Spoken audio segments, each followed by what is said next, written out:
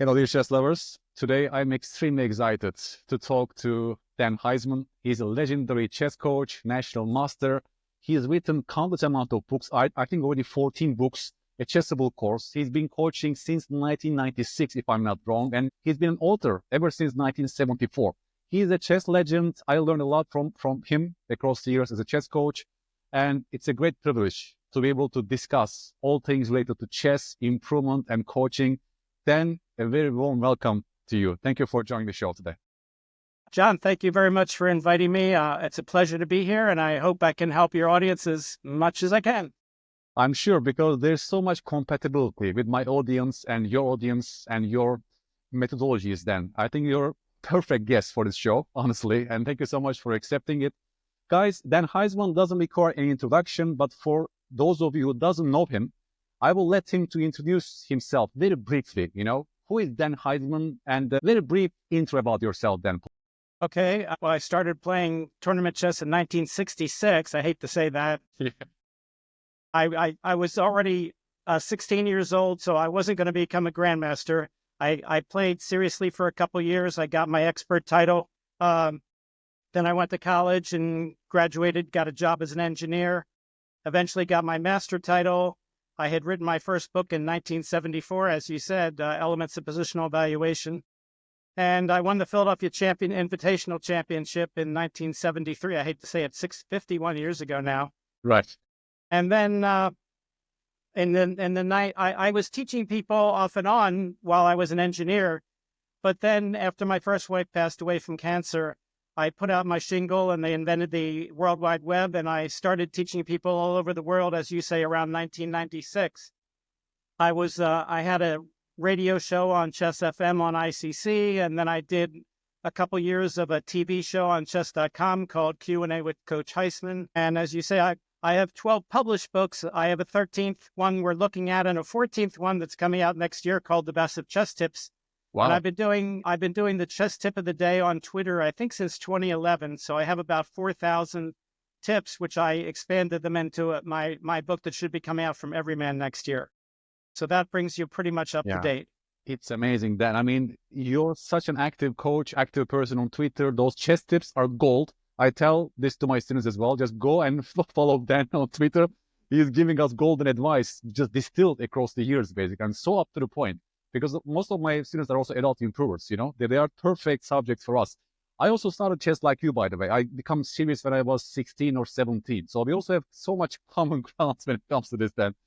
But later on, I will also ask you about your emotions about chess coaching and whether there are some regrets, what you learned a lot across the years. But that's for the final phase. I also want, because I'm about to transition to full-time chess. So I also want to hear your experience, when you look back in time, let's say from 1996, do you have any regrets, or do you recommend other people like me to go through that road? But more on that is coming in a later stage of the podcast as well, more about this emotional side of things. But I want to today talk mainly about the thought process for a couple of reasons, because as I said, I have so many students across the years that have some sort of misconceptions, or let's say their process are not perfect yet. And there's also this knowledge skill gap, as you know, right? Many people have great knowledge, but they can't apply it to their games. So I want to talk about these subjects today, also about the blunder check process, because I'm working on a blunder check course right now. And I know you've written a book called Is Your Move Safe? It's also on this very process. And you keep talking about hop chess, right? By the way, Dan, guys, he coined so many terms to chess literature. For example, hop chess, hand waving, all these things, the wise adult syndrome, he coined so many terms. I will also ask him about this concept later. So I want to structure today's talks about these observations then. So let's not digress too much, because there's gazillions of things we can talk about today, but just not to, digress too much. I will keep it as such. So then the first question becomes this: what are those common misconceptions about chess improvement, especially about this knowledge and skill gap? Well, those are really two different questions. Let's look at common misconceptions. So the first main misconception everybody talks about is openings. Openings are very important. They're the only phase of the game you're going to get to in every game, so it's very important. But a lot of beginners make it too important. They play like a 3,500 player for 6 moves, and then they play like an 800 player for the rest of the game, and they think learning another 2 moves will will help them. And of course, that's not going to be true. So that's certainly one of the misconceptions. Another misconception is we just pointed out is knowledge versus skill. I was talking with someone on Twitter about 10 years ago, and he said to me, I've been listening to you, and I kept reading more and learning more patterns, learning more openings, learning more endgames, learning more principles. Those are the four main types of knowledge, which is the tactical patterns, opening patterns, endgame patterns, and principles. And he says, I've got my rating up to 1500, but from listening to you, I guess I'm going to have to start to learn how to analyze and evaluate and use time management and all those skills to actually become a good player. Because let's face it, there's only so many positions in a game where you know what to do. You're not going to know what to do in most positions. And in those positions, you can't rely just on your knowledge. Your knowledge can help. You could recognize certain tactical possibilities and so on. Or you could say, I know in this kind of position, I want to push my pawns on the queen side. But that's not going to help you if you don't know how to analyze, where you actually say, if I do this, what's he going to do? And what am I going to do about it? And try to create sequences in your mind. If I play move A, he plays move B, I play move C, and then evaluate the position. A lot of people don't even realize that's what they should do. We talked a little bit about the Groot. I always mispronounce it Groot, but it's not. Groot. But anyway.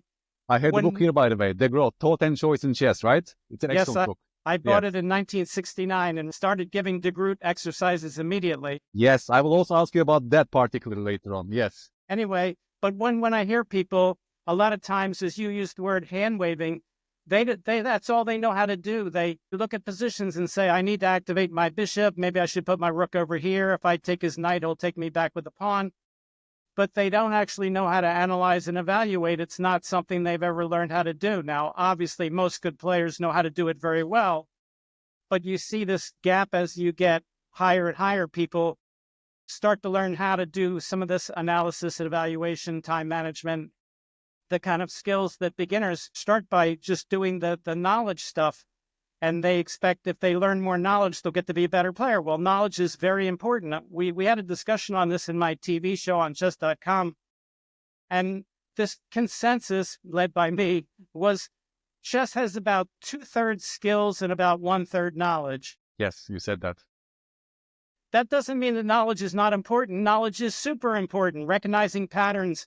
And they also found out as you get better and better, there was a study done where they put EEGs on the brain to see which part of the brain was thinking. And the person who analyzed the most were experts. As you went higher and higher, they used more and more pattern recognition.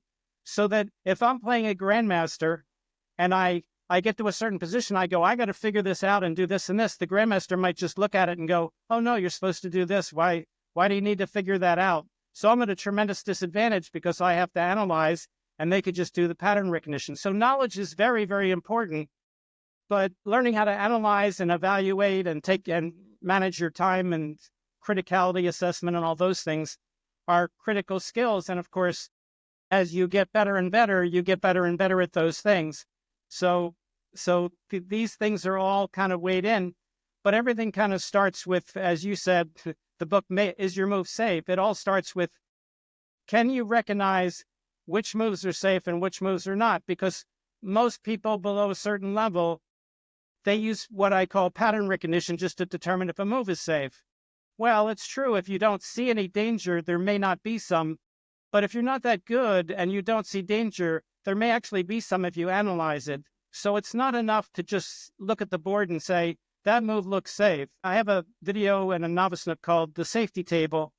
And a lot of people only use the safety table. If the safety table says their move is safe, then they assume it's safe. But actually, if they analyze, there might be sequences that are not safe against them. And I have some in my lessons. I have some examples of that for my students to show them where the superficial, this move looks safe is not actually safe if you analyze it. Yeah, it's.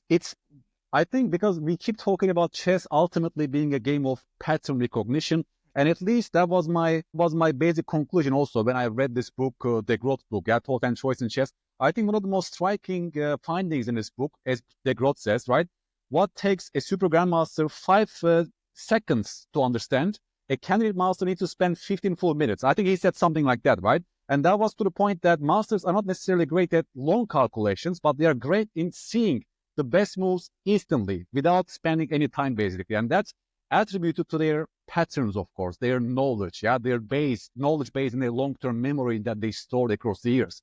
And that sort of led to this general conclusion that patterns actually play an immense role in the game of chess. But then you actually claim that it's only 1/3 of the whole story. That's sort of what you start digressing a little bit from this. Also, when you read Gobet, for example, Fernand Gobet, he also has this very pattern-oriented approach to chess expertise. Then he compares with other experts in other domains, right? The basic explanatory factor is their long-term memories and their patterns that are stored in a very domain-specific game like chess, right? And to store those memories and so on. At least, to my mind, that was definitely more into the story than 1/3 of things. And then comes my question to you, because then let's talk about those other 2/3 of things, as you don't categorize as knowledge, but something else, right? That is also very important. And you, for example, mentioned perseverance, self-control, time management, for example, right? What are the other skills then? Like knowing when to stop to calculate, right? Knowing the time to take your time and so on during the game, Also the mental side of things, perhaps, right? Your confidence about your game, all these things, right? That contribute to non-knowledge part, but the skill part. Right. There's so many. I mean, stamina, it's a trait. As you say, perseverance is a trait. You know, traits and skills are sort of gray into each other. But yes, if you start looking at criticality assessment and stamina and perseverance, how about coachability? How about ability to tolerate and learn from your losses? One of the things I tell people is, suppose we create a 0 to 100 thing on how you feel about losses. And 0 is you don't care at all. If you lose, you're happy. Who cares? It's just a game. And 100 is you're so upset that you can't play, you can't think, you don't want to talk to anybody, you never want to play again. Where do grandmasters fall on this list? Well, I would say, I'll tell you what, I'll ask you and then I'll tell you where I think. Where do you think grandmasters fall?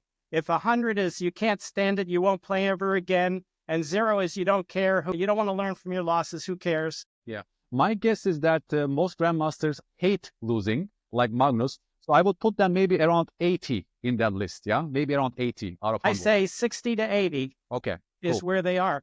But that's a trait. If you're not in that 60 to 80 category, I had a friend of mine, Jerry Coker, he won't mind me mentioning his name, I hope, who was a little over 80. So when he would lose, he would go in the corner and sulk, and no one could talk to him. You know, he was a good player. He was an expert level player, probably master by today's standards.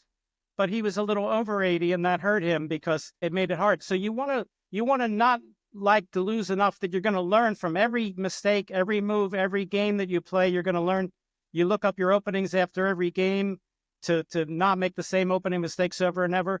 But you don't want to have it. You don't want to be much past 80 because it really hurts you. But you don't want to be down in the 20 range because then you don't want to really learn. You don't care. Yeah. So that's a great example of a skill/trait that's not a knowledge thing. Right. That's really important. And of course, that's just one of them. There's all these others, criticality assessment, the time management. So there's a lot of skills. Now, as we keep saying, pattern recognition is very important in chess. And, you know, I don't want to downplay it at all, but there's so many different skills that are involved. I always tell people perseverance is more important than determination. Everybody who comes for me for lessons has determination. They want to be better or they wouldn't pay me for a lesson. Not everybody has perseverance because some people, when they run into hard times or they stop getting better at a fast rate and they plateau for a while, they just say, okay, that's it, and they give up. And of course, it's hard to become a really good player if you do that. You have to really work at it. Yeah. Another one of the things I talk about, of course, is picking out your time management. There's a new paradigm in chess today, which is chess.com has 100 million signups or whatever it is, and USCF, US Chess Federation, only has 100,000. USCF will not give out an expert or master title unless you play at least 30 minutes, and they always want you to have at least a time delay or increment on the game. Chess.com, the slowest button has been like 30-0, and most people think that 15-10 is a slow game, and they're the great majority of people now.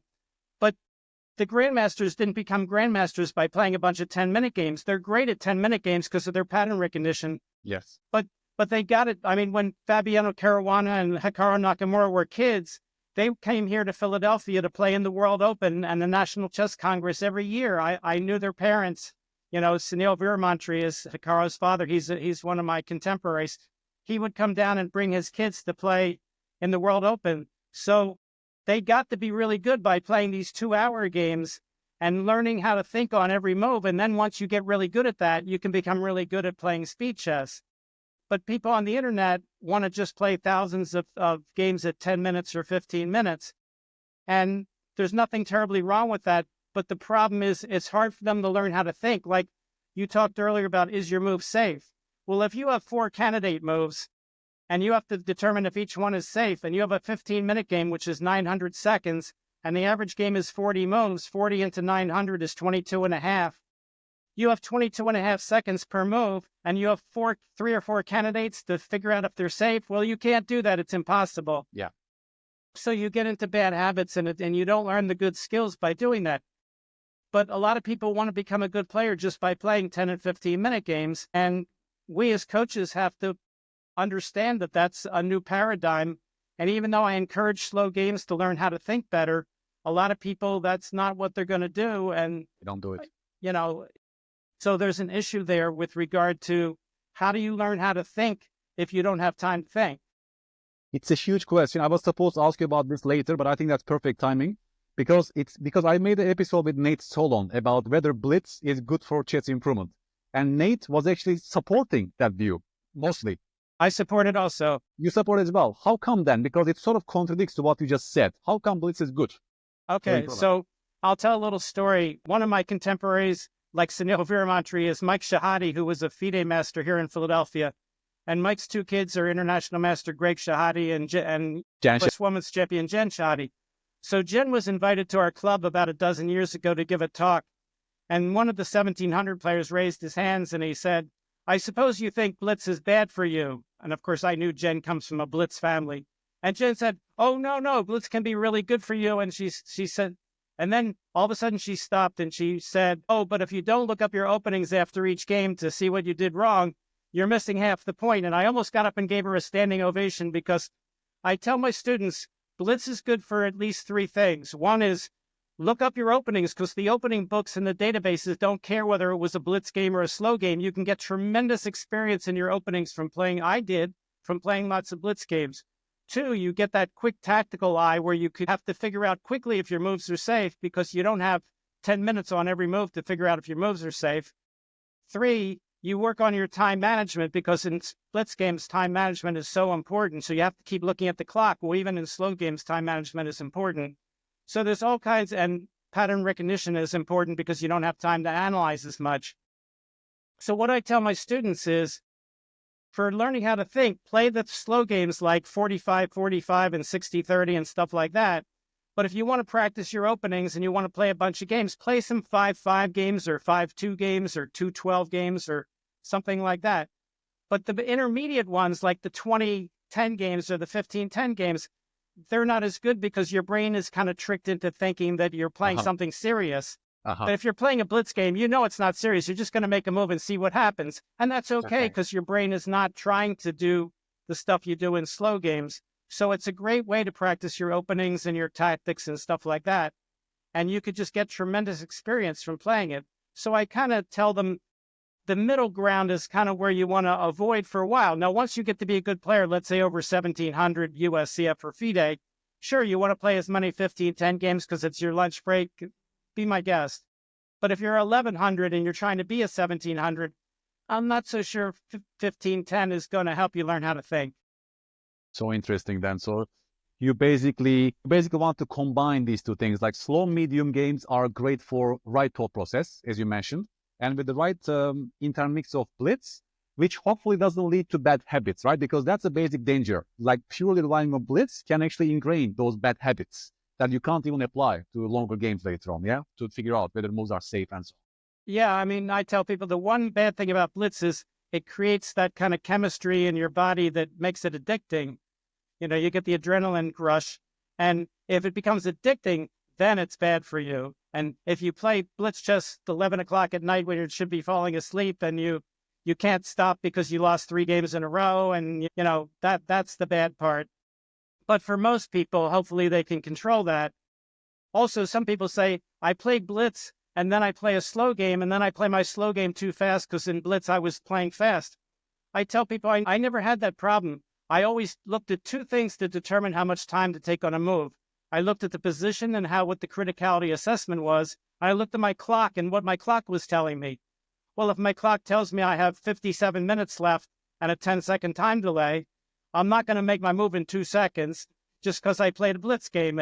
I use the same algorithm all the time. What's in the position, what's happening with the time control, and that tells me how much time to take on my move. So I can play a bunch of Blitz games and then play a slow game, and I don't feel in my slow game like I have to play fast because I just played 5 Blitz games. But some people do. It carries them over. They play fast and then they have a slow game and they play it too fast. So I'm not saying that everybody's like me because obviously some people are not. Especially online games, it always puzzles me. Some of my students are playing some online classical games, and like their opponents like have extra time by the end of the game. Basically, they never think. They treat like a bullet chess almost, you know. Especially online, it's people have a lack of patience usually, and they sort of carry over to those games as well. But this was a great discussion that we had, because that was one of the questions to my mind to ask you. But at least you clarified your point very nicely.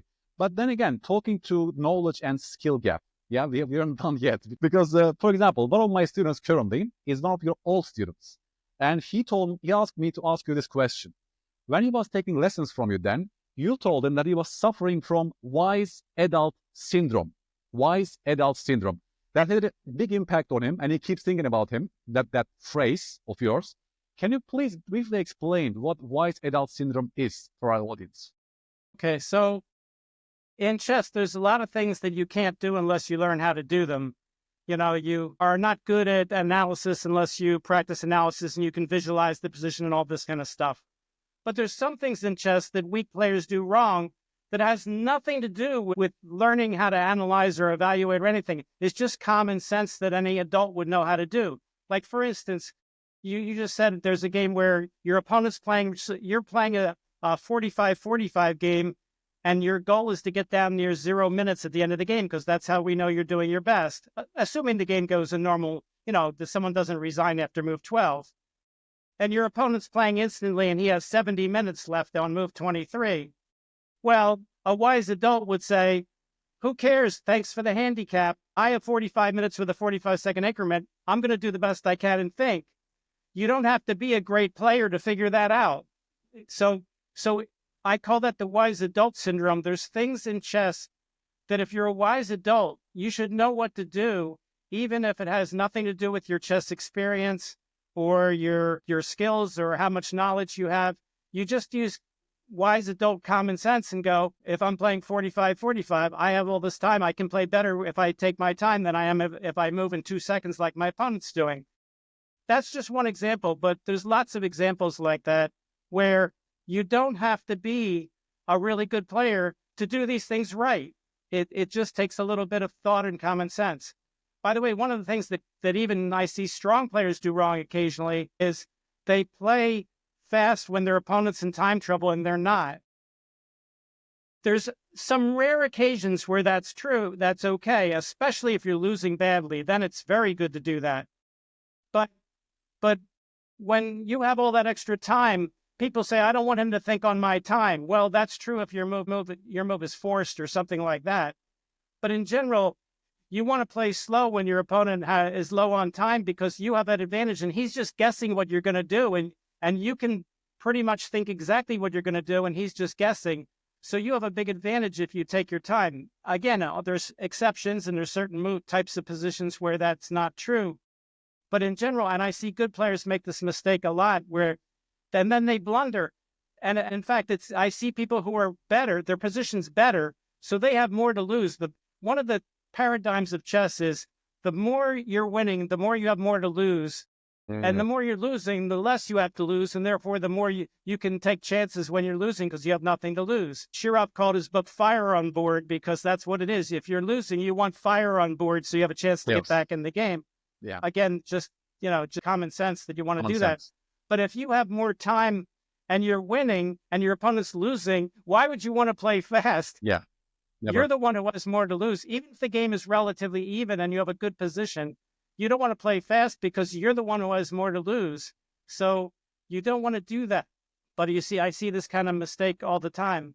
And, you know, people say to me that they use the zero sum logic. They say, if I play fast, I have extra time. So if all of a sudden we get to a move where I have to think, I have time to think, and they don't. So I can play fast with the background that I can take 20 minutes on a move if I have to.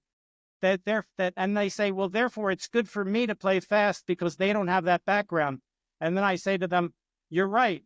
It's good for you to play fast, but it's even better for you to play slow because it's not a zero-sum game. Just because something is good for you doesn't mean doing something else isn't even better for you. And a lot of people make that logic mistake. They think if something's good for them, they should do it, not asking whether the alternative is even better for them. Same thing with complicating a game when the game is, let's say you're on move 25 and your opponent has 2 minutes left and you have 30, and you could complicate the position so that the game explodes and somebody will win in the next 7 or 8 moves. Or you could play into an 80-move endgame. Well, complicating the game is to your advantage because you have 30 minutes to figure it out and they only have 2. But if you go into an 80-move game and they have 2 minutes to play 80, it's another 55 moves, that's even more to your advantage because even if the current position is kind of dull, there's going to be some endgame positions where you have to figure things out.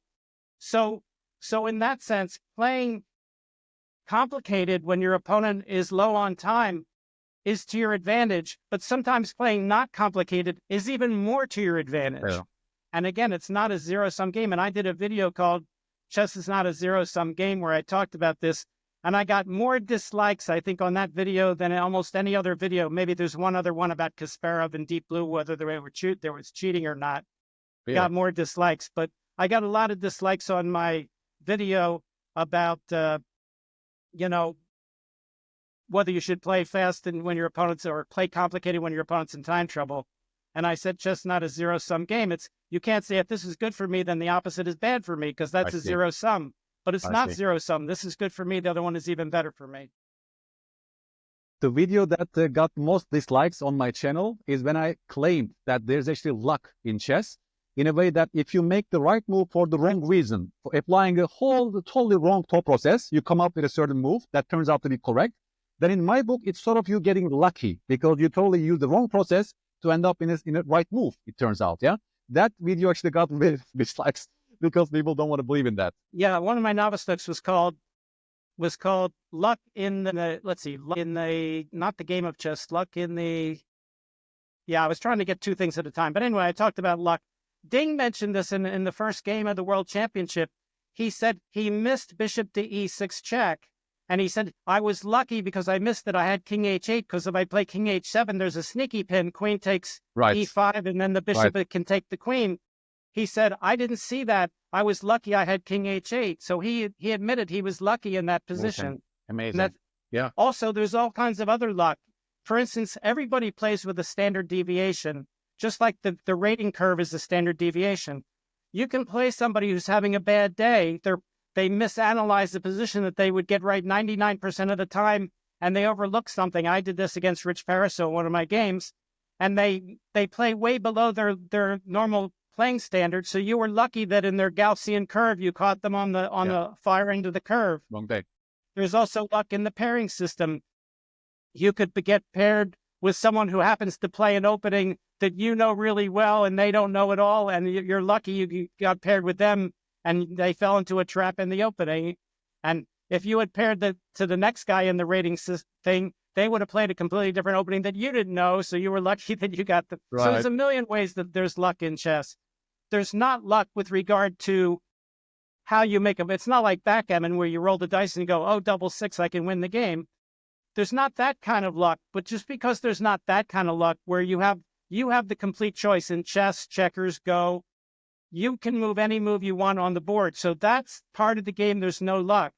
But that doesn't mean it's the entire game. There's other things that are aspects of luck, as you just pointed out quite correctly. So there is luck in chess. There's just not luck in the move choice aspect of chess, but that's not the only part of chess.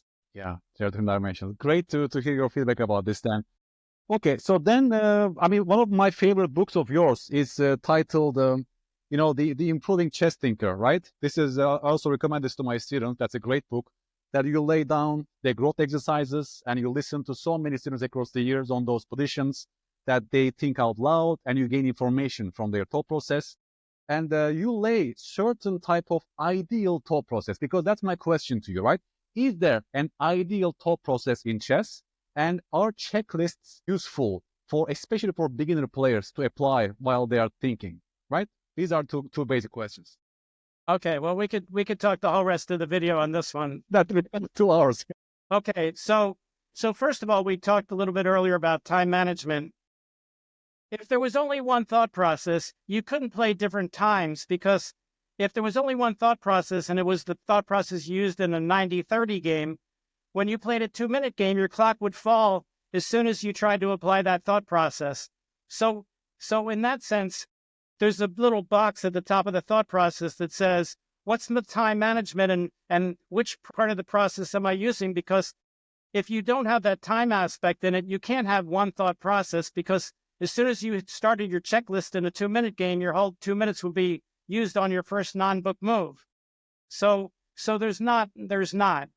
And I also differentiate between what I call analytical positions and non-analytical, which I think some people call judgmental positions. So let's say it's the first move of the game and someone plays A3 and you have no book move against A3. Then you could do what I call hand waving. You don't have to analyze sequences. You could just say, do I want to play E5? Do I want to play D5? What kind of reverse? I can't play a reverse Roy Lopez, because if I play bishop to B4, he'll take it with his A pawn. But other than that, I could play any opening I want reversed. So if he plays A3, maybe I'll just fianchetto my king bishop and play G6. So you can hand wave, and your thought process is not very analytical at all. But if we compare that to a position on move 27, when he has 6 different captures and you have 4 different recaptures and you have 3 different checks and you have to look through, that's a whole different type of analytical thinking. So I have a novice nook called the Making Chess Simple, and I have a video called the 5 Essential Parts of the Thought Process. And that video, I don't get a lot of watches on my videos compared to a lot of people. I'm always trying to expand. People get a chance to, because I think I've covered almost every aspect of chess improvement in my 370 some videos. Yes. But the one is called the 5 Essential Parts of the Thought Process. And I say, if you're in an analytical position, you kind of want to do these 5 things, and I'll list them right now. Number 1 is, what are all the things that I'm trying to do? Well, you start with your opponent, actually, because he just made the move. What are all the things he's trying to do, which includes his threats? But it's all the things he's trying to do, because just because he doesn't have a threat doesn't mean you don't want to understand what he's trying to do. What are all the things I'm trying to do? Those 2 things drive candidate moves. So from what he's trying to do, so either you're trying to promote something you're trying to do, or you're trying to prevent something or hinder something he's trying to do. Those are your candidate moves. Then so you generate candidate moves. That's number 3. Number 4 is, which of those moves are safe? If some of the moves that do those things are not safe, I could put my queen over here and stop him from moving his knight, but then he just takes my queen with a pawn. That doesn't help me stop his knight. So you eliminate. Now you have to be careful, because sometimes you have sacrifices that are perfectly good. So you can't eliminate every move that's not safe, but for the most part, you eliminate moves that are silly and not safe. Then you have the major part, which is step 5, which is, let's start analyzing the sequences and say, if I make this move, what's he going to do? And the 2 things you're looking for with what's he going to do are, what do I think is his best move? But also, what are all his dangerous moves? What are the dangerous checks, captures, and threats that he has? And can I meet them safely on the next move? That's what the book Is My Move Safe is about. Yes. And if you don't do that, that's what I call hope chess, because if you make a move and then your opponent plays a check, capture, threat, and you go, oh, I didn't see that, I wonder what I should do, it may create a threat that you can't meet, because in chess, it's very easy to create threats that are unstoppable. When I first started playing, I was a terrible player because I would do that. I would make a move, wait to see what he does. They would make an unstoppable threat, and I'd go, what can I do about this? And the answer was nothing. It's too late. So that's the 5th step. Now, if a grandmaster thinks for 20 minutes, he's going to think pretty much 5 seconds on the first 4 steps, and 19 minutes and 55 seconds on the 5th step. So really, the 5th step is the one they write books about, like How to Choose a Chess Move by Soltis, or Yes. what's the famous Averbach, yeah, that's another one. Yeah, I'm trying to think. What's the one from the 1960s, written by the Russian grandmaster? Kotov, Kotov. Think Yeah, Like a Think Like a Grandmaster. Grandmaster. Yeah, Yes. so those books are all about the fifth step. But if you listen to amateurs think out loud, they either skip those first four steps, or they do them with hand waving where they're not really analyzing them. And when you ask them, is this move safe, which is step 4, they could take all 4 minutes just trying to figure out if one move is safe, which in complicated positions is very reasonable, but in most positions you can't take 4 minutes just to figure out if a move is safe. So that's an analytical process, but is it like be all end all process with those 5 steps? No, because the 5th step can really be broken down into entire books. So it's not fair to just tell people the 5th step is to analyze and evaluate the position, because they write entire books about the 5th step. So it's not fair for me to say, oh, those 5 steps, that's a good thought process, because it's really just an overview. And everything is driven by your time management, because as I said at the start of the discussion, if you have 2 minutes for the whole game, you're just going to pick the Possible. first move you see and see if it works. While if you have a 90-30 game, well, then you're going through more of the stuff. So it really depends. And if you watch good people play speed chess, on non-critical moves, they'll make all their moves instantly, where they say, it really doesn't matter, I'll just make the first move I see. And then as soon as they get to a critical move, then they'll take 30 seconds if they can to try to figure it out, or even a minute or two, even though if they only have, 5 minutes for the game, because they know those are the moves that decide the game. And then so their process includes the time management of, oh, this is critical. That's why I saved my time. I have 3.5 minutes. I can take a minute and a half on this move, because the whole game's being decided right now. So you can't separate thought process and time management and criticality assessment. They all go together as one big thing. Yes. So that's the start of my answer. That's a great start, because then comes this question, because I've been discussing this with so many people these days. Yeah, the use of checklists. Let's say the student identifies that there's a certain thing that it doesn't do. For example, you mentioned seeing the threats. Let's imagine that you diagnose that this student doesn't see all the threats by the opponent's last move. Then, do you believe in this little checklist that he can write down somewhere, like stick it to his wall or something, and consciously remind himself every single time in a critical moment the opponent makes a move, in those junctions? Because working memory resources are limited in humans. We cannot use 10 different checklist questions on a single move. We have to choose something. At least to my mind, it looks reasonable for those beginners that nothing is automatized yet in their brains. They need more conscious processes to automatize certain things. Do you then recommend people to have 1 or 2 those important questions, reminders that they can remind themselves, like consciously, basically, in those junctions? In other words, do you believe in little checklists in thought process in chess? What I found over the years is it works for some people and it doesn't work for others. And in the long run, of course, you don't want people to have physical checklists. You want them to have subconscious checklists. But to build up your subconscious checklist, sometimes you need a physical checklist. So for some people, it works really well. They want it, they need it, they use it. Sometimes people use checklists and then they get dependent on them and they can't internalize it. Other people, it's a bother for them. It just doesn't work for them. So I would say if the student feels like they really want it and they really need it and they can use it, sure, it can be a helpful tool. I actually use a checklist for one thing, but it's not thought process. It's the 6 things you want to do when you're winning easily. Because when people are winning easily, I always tell people, your strategy in every sport, whether it's football or soccer or basketball or baseball, when you're way behind or you're way ahead, it's different than when the game is very close. In most books, when you read most chess books, they tell you about how to do things when it's really close.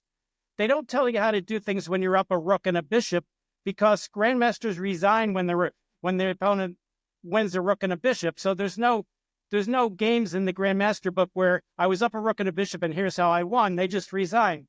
But amateurs have to learn how to do that, and they don't do it. What happens, I see a very common problem, is they play the exact same way when they're up a rook and a bishop that they would if they're even, and they go around wasting time trying to win a pawn or something when they're so far ahead they don't need the pawn.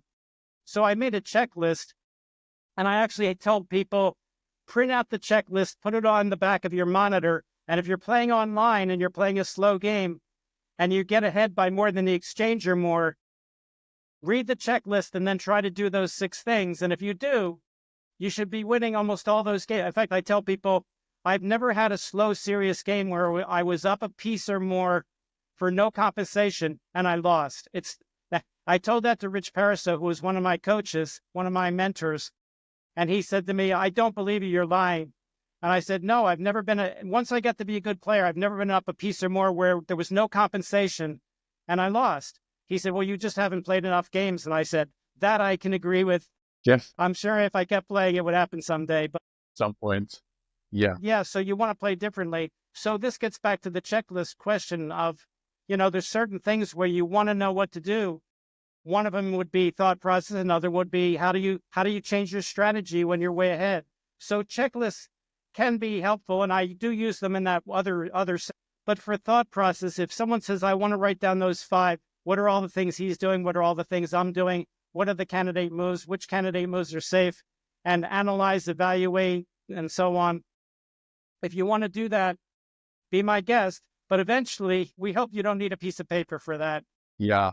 And if you have 1 or 2 things you're not doing, like let's say what you said, what are all of his threats? Not just one of the common problems, and I've written about this in my books, like Everyone's First Chess Book, is when somebody makes a move and they make a threat, sometimes weak players see that threat and they don't look for other threats.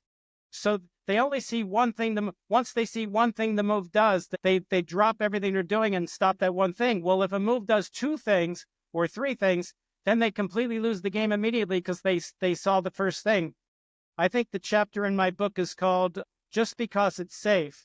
Yes. So, in other words, if you attack someone's queen with a pawn and they move the queen and you ask yourself, why did they move the queen? They say, oh, they moved the queen so it wouldn't be taken with the pawn. And they don't look for the threats the queen move makes. Yes. Because they know why the queen moved. They moved the queen so I wouldn't take it with a pawn. And then they completely missed the fact the queen was making threats when it was saving itself. So you can't just concentrate on one thing the move is doing. You have to know what all the important things the move is doing. Yeah. I made 2 videos about this particular issue. I believe it's the same thing in my students' games then across the years. They misinterpret certain moves. I attack something, they move, and then they stop. They don't look at what that move does. Yeah, that's how human mind works, probably also psychologically. You interpret certain function, you give certain function to that move. That's why they make that move. It can be recapture. You take something, then recapture. As a result of recapture, they create a threat. But you don't see the threat behind the move, basically. Then you lose. Just yesterday, we talked with a student about this. He had the same problem. He find himself to not seeing certain moves, like what are all the threats in a position he was missing. Do you know what he did? He recorded himself on an iPhone, and while he's playing online, he's letting the iPhone speak like this. He's hearing his own voice. Every half a minute, he says, what is the threat? What is the threat? And he told me he's actually improved in that role. Like, but of course, it's difficult to do in an OTB game, but it's sort of, reminder to himself, like a little checklist, that conscious reminder that help him maybe automatize that process, which is obviously not automatized yet in his brain, right? Those small things, maybe 1 or 2 at a time. I talked to Aidan Reiner last week about this. He's also this visualization coach. And his point was this. I think the most essential, he told me, was hold on a second moment. Before you make a move out of your intuition, just hold on a second is the key. Before even you go through checklist questions, even just to take a step back, before you make this intuitive move, hand-waving in a critical moment, right? This hold on a second already is a big factor, I think, for people to take a step back and just consciously remind themselves about those things that are failing, right? Because this actually connects to my next question to you, because you seriously believe in this degrowth exercises. You gave those instructive positions, analytical positions to your students across the years, right? I wrote a book on it. You wrote a book about that as well. So just for people that doesn't know about that, Adrian de Groot also gave certain instructor positions to grandmasters, to candidate masters, and he wrote a PhD thesis about this. He was comparing the thinking protocols, thinking out loud protocols. And then across the years, he also used some of de Groot's original positions, right? De Groot A and B and so on. And you compile this huge data from your students across the years, like almost like a litmus test, right? You give them certain positions, they think out loud, and you give them live feedback in your sessions. Correct? Is that how it goes usually? Right. Yeah. About if I have a student that's a long-term student, maybe every few months, I'll give them a new degree. I have now in my database that I used to have an ICC database, but when ICC created their new place, they don't have the database anymore. So they were nice enough to send me it in chess-based format. But I have about 40 or 50 Groot position. I mispronounce it as Groot. Yeah. The Groot. I call it Groot because I've anglicized the word. But anyway, I have about 40 or 50 of them in my database, which includes several of the original ones from the original book. But every time I get a certain type of position, I go, oh, this would be a good exercise. Yeah. And I give it to people. So I have different types. I have tactical ones and positional ones and endgame ones and so on. And I wrote a book on that called, let's see if I can grab it here real fast. Here we go. Yes.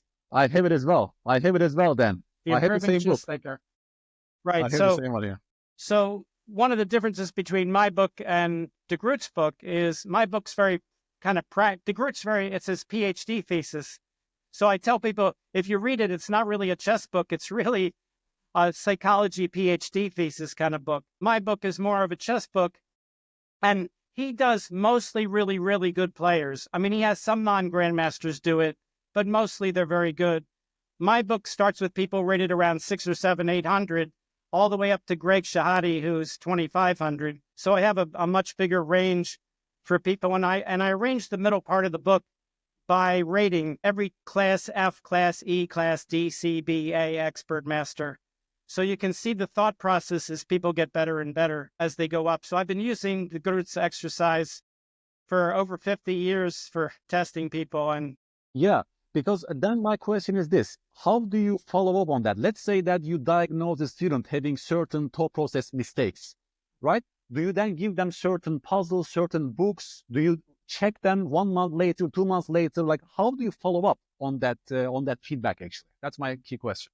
Right. Well, it depends on what kind of errors they have. Obviously, you know, if someone's rated 800, you know it's going to be all on. I tell people, if you're low rated, whether I give you a de Groot exercise or not, the 3 things you want to work on are the safety of moves, not just your opponent's moves, which is most tactical books is your opponent made an unsafe move, white to play and win or mate in 2.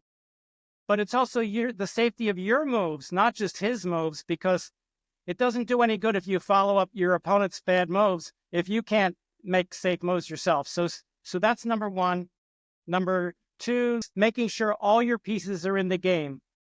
Don't just bring out 3 or 4 pieces and forget about the rooks and the corners. You want to have activity for all your pieces.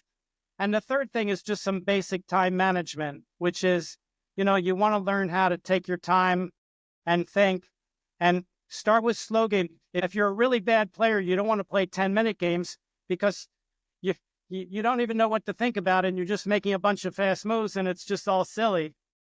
When you're a beginner, you want to have a lot of time on your clock so you can actually try to think things out.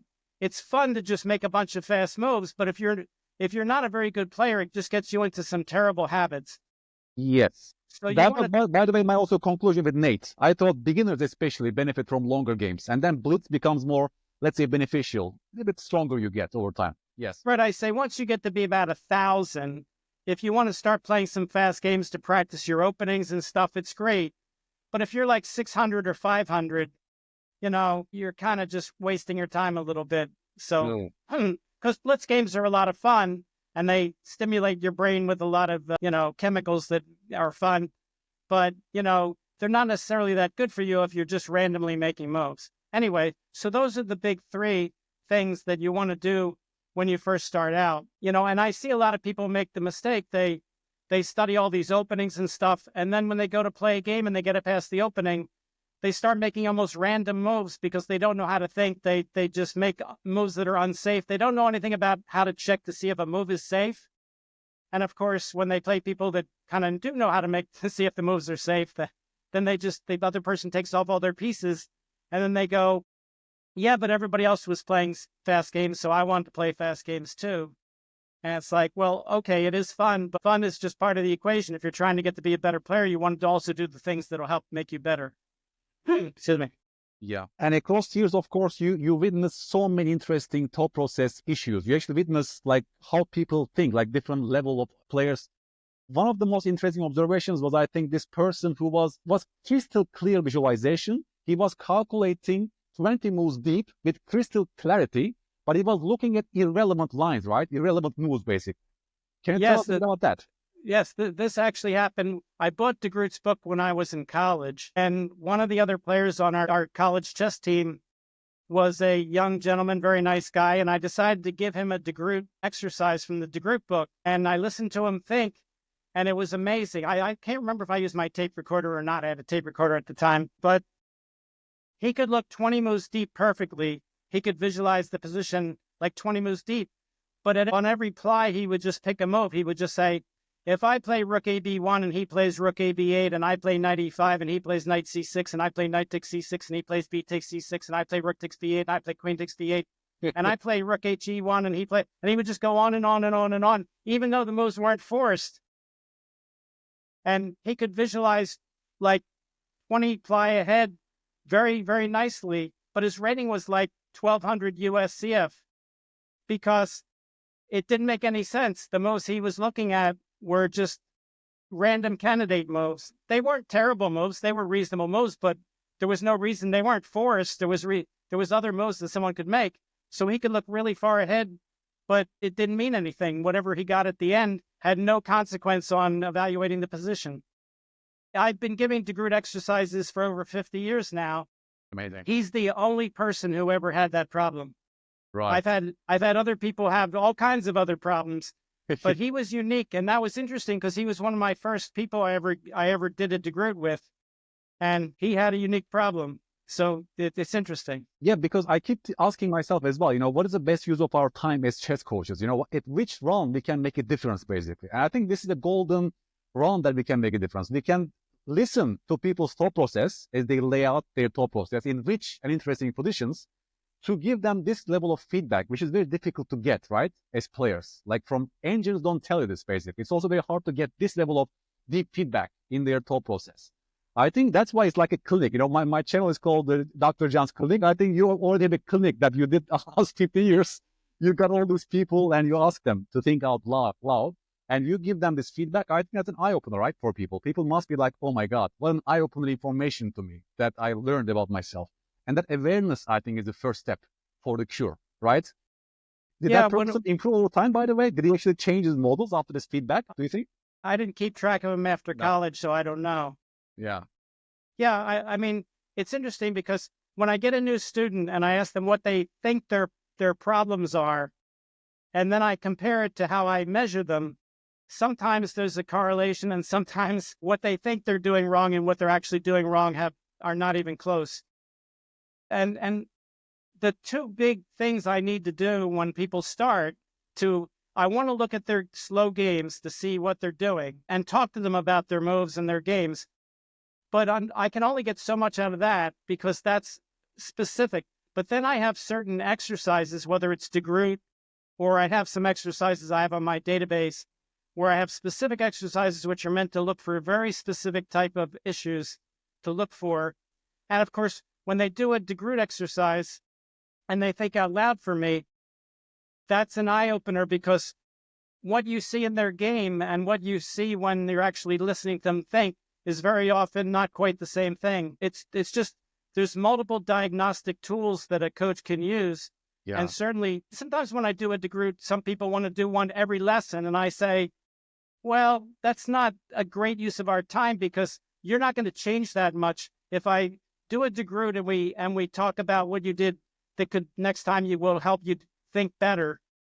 You need practice doing it. Checking you in 2 weeks from now is not likely to have a big difference. You have to practice it for a few months, and then we'll look again and see how it, because one of the things that you notice with think out loud exercises is some things mask other things. For instance, if you play too fast, that masks everything else. Because we don't know what you would be thinking about if you played it, or if you played at a normal speed. So getting someone to slow down is the first step, because if they can think more on a move, then you could see what they're actually going to be thinking about. And sometimes people say, I can't slow down because I don't know what to think about. Well, that's actually, those people are fairly easy to help because there's so much to think about in the chess game. Right. You can help. You can start by saying, is my move safe? I pick out a candidate move. If I make this move, what are all my opponent's checks, captures, and threats in reply to that move? And can I meet every single one of them? Because if I have a move, a candidate move, and my opponent has a check, capture, or threat that I can't meet on the next move, unless I want to make a purposeful sacrifice, then that move is not safe and you could pretty much reject it. But if you don't do that step, that's what we call hope chess. Because if you don't do that step and you make a move and your opponent makes a threat and all of a sudden you go, well, what am I going to do now? And it turns out there's no defense, which very often is possible, then it's too late. And that's exactly how I played in my first 3 tournaments when my rating was very, very low. I thought I would wait to see what my opponent did, to see what I want to do about it. And then they would make unstoppable threats. And I'd sit there and go like, oh, how do I save my knight? And the answer is, well, you can't.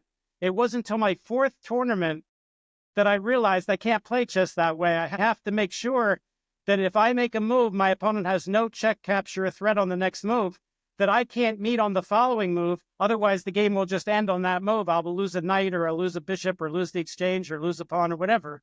And it took me to my 4th tournament to figure that out for myself, that that's what I had to do. So I was a terrible player for 3 tournaments. I didn't even win more than 1 game in a Swiss tournament, which is hard to do in Swiss tournaments because you keep playing people. If you lose and lose and lose, you play people who lose. It wasn't until my 4th tournament that I won more than 1 game in a tournament. But then I learned what I now call not to play hope chess. And then I started to get much, much, much, much better. It's amazing. Chess being such a cruel game that the best game in your life can be ruined with a single blunder, right? So it's like the value of fixing that process. It's much more important than learning move 13 in the Caro-Kann opening, right? As you put it already in your books, basically. So that should be the main target of our training. How do we raise our floor? How do we consistently not play hope chess? That will really have a huge impact in one's game. And this actually brings me to my blunder check process, and your book is your move safe, because now I'm working on a Chessable course on the blunder check process, because to me that's so puzzling then. Given blunder check is arguably the most important chess skill that we must master and raise our floor, how come there are so little resources in the chess literature about this process? I'm not talking about your book, because besides your book, I don't even find so many resources elsewhere in Chessable or elsewhere about this particular process. I will make a move, and I will need to make sure the opponent doesn't defeat me by a check capture threat. I think part of the problem is, we've only been in the golden age of chess books for the last 30 or 40 years. Most people who teach amateurs, like I had trouble getting my first book published. I wrote my first chess book, which was The Improving Chess Thinker, I guess. I'm trying to remember. Yeah. I wrote it in 1974 when I was just becoming master level. And you wrote it on a typewriter, right? I wrote it on a typewriter. Yeah. And I sent it to 2 publishers, and they wouldn't publish it because I was a nobody. So I waited till the more modern age, 1990, and there was a small publisher in Western Pennsylvania that agreed to publish one of my books. And my book sat in my bookshelf for 16 years after I wrote it. And this is part of the problem, was there wasn't that many big book publishers like Batsford was for England. And all the people who write for them are international masters and grandmasters. And you didn't have a lot of people who were working with average people to teach them and to get them to be better and listen to them think out loud like Groot did. Because Groot did it mostly for IMs and GMs in his book. So if you had access to one of the few publishers like Quadrangle or Batsford or somebody like that, you had to have a name to get your book published. I was lucky that I had a very small publisher in Western Pennsylvania, Bobby Dudley Chess Enterprises. They published my first 2 books. The book I wrote in 1974 is not, let's see if I can get it out here. Hey, Elements of Positional Evaluation. Here it is. Yes. Right. I wrote that book in 1974, but the first edition was not published till 1990. So, and now it's in the 4th edition. So what happens is when you don't have a lot of when you don't only have strong players writing for strong players, you miss out on a lot of these lesser things. Let's see. Remind me exactly what we're talking about. We're talking Yeah, about it's basically about this not playing hot chess, yeah, the blunder check process, which is the crucial part of top process. That there are so little resources over time. right, because that's an amateur issue. Once you Mm. get to be an IM or GM, if you don't You make fixed safe it. moves, you're not going to get there. Yes. So there wasn't a lot of amateur resource that way. Mhm. So I had to wait 16 years to get my first book published. Once I did that, then other publishers would see my work and say, okay, you're a coach. You're an exception. You're not a grandmaster, but we can publish your books. But it was a struggle. It was 16 years to get my first book published, even though I've written 13 now and maybe a 14th if this 14th one comes out. We'll find out soon. But anyway, but that's the problem. The problem is, and when grandmasters write and international masters write, they're not always writing for amateurs, not at least not the 1200 players. They're writing for the 17 and 1800 players. So that's part of the issue. And of course, now we have more than just books. We have videos and all these other resources that we can do all those things on. But the issues that you asked about, with regard to, is your move safe and things like that, not a lot of people did a lot of research into how beginners become amateurs, move up so like I have a very good idea of what's the difference between an 800 player and a 1200 player and a 1400 player and a 1700 player. But that wasn't an issue when I started. Nobody was that interested in, there were chess teachers around, but there wasn't a lot of literature or anything on that kind of stuff.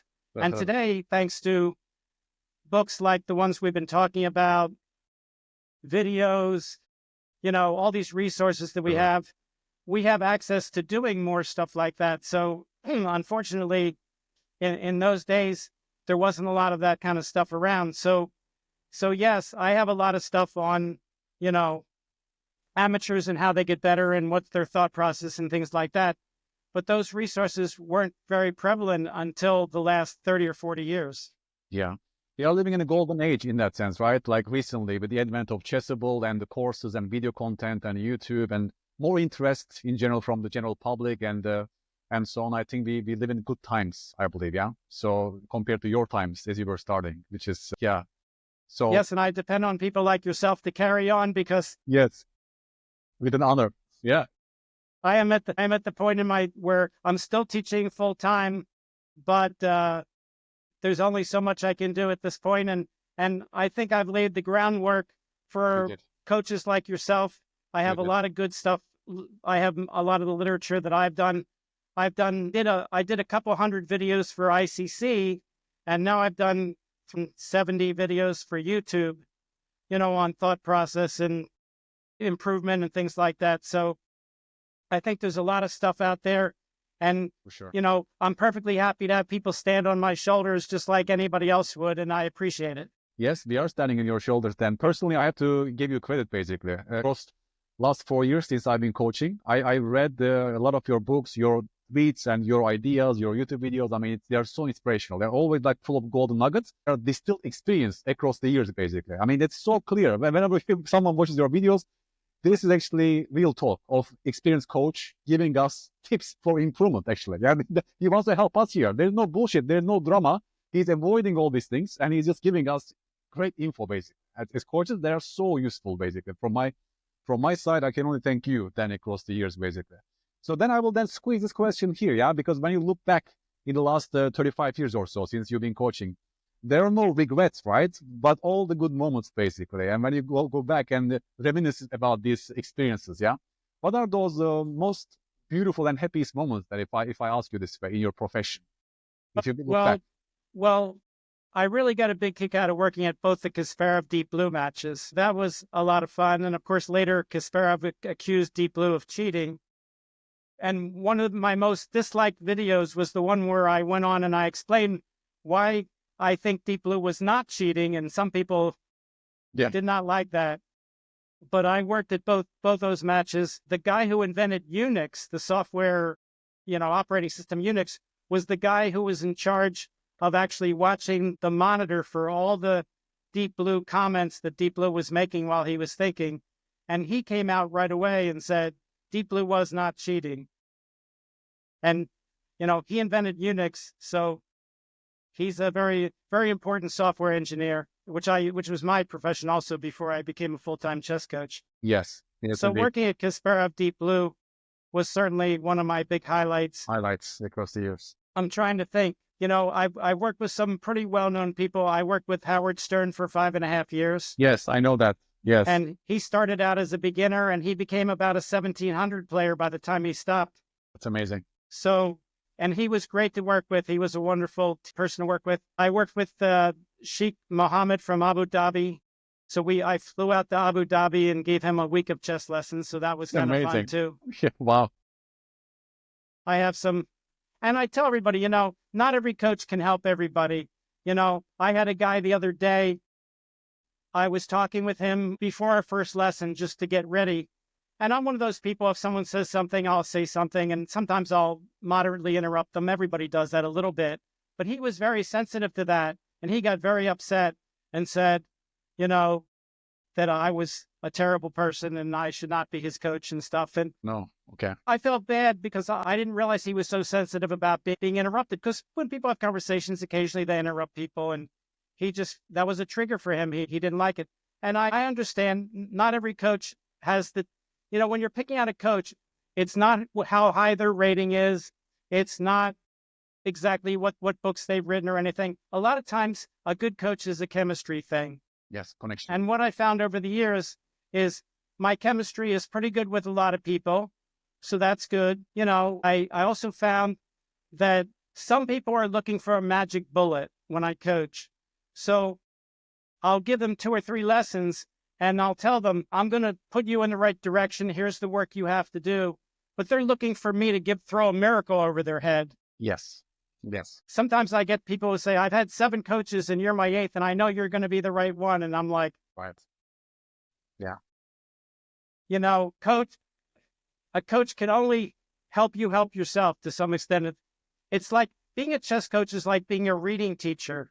You can't read for people. You have to teach them how to read. How to read. You can't say there's no such thing as a reading teacher because there's lots of people who are reading teachers. But your brain is the one that has to read. I had one guy who called me a phony and he said, there's no such thing as a chess coach. You can only learn chess. You can't be taught chess. Interesting. Well, that's not true, but he had a point, but he took it way too far. But he's right in the sense that you have to help people help themselves. Of course. Of course. You have to help them. You have to say, here's the work that will help. Like a lot of people do the wrong work. They're sitting there, they're rated 800 and they're trying to memorize openings. Well, openings are very important. I'm not going to tell you learning opening. And I say, moderation is the right thing. You want to learn enough about your opening that you could play some moves and get comfortable and not fall into traps and all this stuff. But you don't want to spend all your time memorizing openings because that's not a great use of your time. And I try to, just like we talked earlier about the difference between skills and knowledge, there's also a difference when you're learning between doing things that add to your knowledge versus doing things that improve your skills. So those things work hand in hand. So I tell people, yeah, like for homework, let's improve your knowledge. Let's do tactical patterns and learn openings and stuff. And then during the lessons, we can work on your skills. We can work on your analysis skills, your evaluation skills, your time management skills, because it's harder to work on them from reading than it is to work on your knowledge. Knowledge is easier to pick up in homework, while skills is a little harder. So my teaching philosophy is I'll be glad to work on your knowledge during the lesson, but that's not my main goal. I could teach you, we could spend the whole lesson learning the Caro-Kann opening, but you could watch a video on the Caro-Kann and not pay a penny for that and get just as much out of it as I can teach you. Now, you could say, but I can't ask the video a question. Okay, watch the video, and if you have a couple questions when you come to lesson, say, I was watching a video on the Caro-Kann, here's a couple questions. But it's a better use of your time for me to help you develop your skills, because that's something that's harder to do than acquiring the knowledge. So that's kind of my paradigm of coaching, is kind of emphasize skills during the lesson. Now, one of the ways we do that is by going over people's games and talking to them. Why did you make that move? Why didn't you make the other move? Let's talk about why you made this, why you didn't make that. let's talk about your time management. There's the time stamping for your game. We saw that on this critical move, you had 32 minutes left and you only took 7 seconds on the move. Yes, happens to me as well all the time. Yeah, why only 7 seconds on such a critical move? Even if you think it's obvious, if this is deciding the whole game, why not take some more time? You don't get a bonus if you win the game with 32 minutes left on your clock instead of having 27 minutes left on your clock. Why not be careful if it's that critical? Why not take some time to make sure it's really right? Because I have so many students that make time management errors. They play fast when they should play slow. They play slow when they should play fast, and so on. And that's a big issue in chess, is learning how to use your time and what should you be using your time for. Yeah. So to build skills, you look at that. You give them the growth exercises and let them think out loud, right? So you gain information about the process side and not so much about knowledge side of things. And sometimes you also show them some positions. For example, right now, Ding and Gukesh are playing. So you take a position and you show them and you analyze together, right? In the class, for example, like randomly look at which position and just discuss with the students as well. I also play simultaneous games in my group lessons, by the way. I take a very instructive position that they want to convert against me. And then I play that in a simul, basically. I let them display their skills against me, for example, to make it more practical and so on and so on. Yeah. Did you give group lessons across the years then, or it was always individual lessons? I started out, I rarely have given, I gave some group online lessons like through Skype or Zoom. And if someone comes to me and says, I have a bunch of friends, we all want to take a lesson from you, great, we set up a Zoom or a Skype lesson that way. When I first started, I had a live group that we would meet at a local school. And we would meet like every second Sunday. And we would meet for like 2 or 3 hours. And I would give a lecture and then we would do some exercises. They would maybe play against each other with a certain opening or whatever the exercise was. So I would have maybe 20 people in my group do that. But I haven't done that in a long, long time. So 95% of my lessons these days is through Skype over the internet or through Zoom. If a student doesn't like Skype, they use Zoom, that's fine. I have 5% of my lessons are live here at my home, here in Pennsylvania, outside of Philadelphia. But I haven't given a lot of group lessons. I still, like at our chess club, maybe once a year, I'll ask to give a simultaneous or a seminar or something. But that's not really a group lesson. And one of the things I do for free at our chess club is I don't play anymore very much. I'll play once in a blue moon if someone challenges me to a game for a non-rated game. But I'll walk around and watch the games, and as people finish their games, if they want to go over them, we'll go to the next room where we're not bothering people, and we'll go over the game with them, and I give them a free lesson in the other room. And there's another expert level player who does the same thing, so we can look at 2 games at once. He'll look at a game with one guy, and I'll look at a game with another guy. So I'm sort of giving out free lessons at our chess club. But as far as like online group lessons, I haven't really organized anything. If someone came to me and said, I have a group, we want to do a series of lessons, can you do it? I'd be glad to do that. But I don't actually say every third, Sunday from 9 to 10 o'clock, I'm going to get on Zoom, sign up, and I'll teach 30 people at a time. I could do that. That's certainly possible. But I haven't been doing that. Yeah. I've been doing that for the last 3 years, but the group size is around 4 to 5 students max. Otherwise, it becomes a lecture. Yeah, so there's a sweet spot when it comes to that. The advantages, as we discussed before in this podcast, is they can motivate each other. They get peer feedback. Sometimes they can teach each other. That's motivating as well. I can give a simul, then we can later analyze the games together. So there are some advantages. Also, it becomes cheaper per person across the month, and so on and so on. But yeah, that's what I asked basically. How many individual students do you have at a time, by the way, Dan? How many students do you teach simultaneously? Well, it's interesting because some people are irregular. They'll call me up and say, can I have a lesson this week? Then other people are like every 2 weeks and other people every 3 weeks. I tell people, that's up to you. I don't take people and say, if you don't take a lesson every week, I'm not going to take you as a coach. I say, it's up to you, whatever you can. It has to do with how much you can afford, and maybe chess isn't your number 1 hobby. Maybe it's your number 3 hobby. You like to play golf instead. That's okay. So I don't have any requirement that way. I would say now that I used to teach 6 hours a day when I say younger, when I was in my 50s. But as I got older, I'm 74 now. I hate to say it. So now I teach more like 10 hours a week. Yeah, that's reasonable. Yeah. And if someone came to me and said, no, we want you to teach 12 or 14 hours a week, I could do it. If someone said, we want you to go back to 30 hours a week, I would say, I don't think I have the stamina for 30 hours a week anymore. That's But hard. I have room for more students, but I don't have a room for like a million more students. Right. But I have rarely turned people away. Mainly they turned, like this guy I was telling you about who felt I was interrupting him.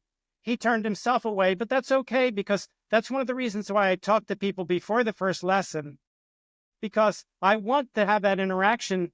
Because if the chemistry is not there and he felt the chemistry wasn't there, that's okay. I can't please everybody. I do the best. I tell everybody I do the best I can to help them the best way I can. And it's not going to work for everybody. Having had over 1,000 individual students over the years now, you can't please everybody. You can't help everybody equally. Some people, there was one student, I call him Mr. Bojangles. I helped him tremendously in 6 months. As an adult, he went to gain like over 500 rating points in like 6 months. Wow. That's But unheard of. that's so unusual. Yeah. And sometimes I work with people and they're great, and I work with them and they're wonderful, and they learn a lot. But if you ask me what was their rating at the start, what was their rating at the end, it didn't improve as much as we both would have liked it to have improved. And then other people improve more than they think they could have improved. So you can't tell. I mean, sometimes people take the lessons and they just have so much fun with the lessons. They end up not improving as much as they wanted, but they feel it was worthwhile for them because they enjoyed the lessons. They learned a lot. It just didn't translate into a lot of rating points for them. Yeah. But then again, most people aren't going to become professional chess players anyway. One of the goals of lessons is to not just make you so much a better player, but it's enjoyment. Do you enjoy the game more because you know the game more? Do you enjoy the lesson? I always ask people at the end of their first lesson, 2 things. 1, did you learn anything? And 2, did you have fun learning it? I don't ask at the end of every lesson because of that would get a little boring. But Yeah. But that I tell people that's my goal. If you learned something and you enjoyed learning it, then we're on the right track. Yeah. Is it always going to make someone who's 1,200 a 2,300 player in 2 years? No. In fact, most people who are 1,200 to become 2,300 in 2 years are 11-year-olds who hit puberty and get Right. 2,300. Like Dan Benjamin, who was one of my top students, who's now a professor of economics. He was a beginner. He was the same age as Josh Waitzkin from the famous movie Searching for Bobby Fischer. Yes.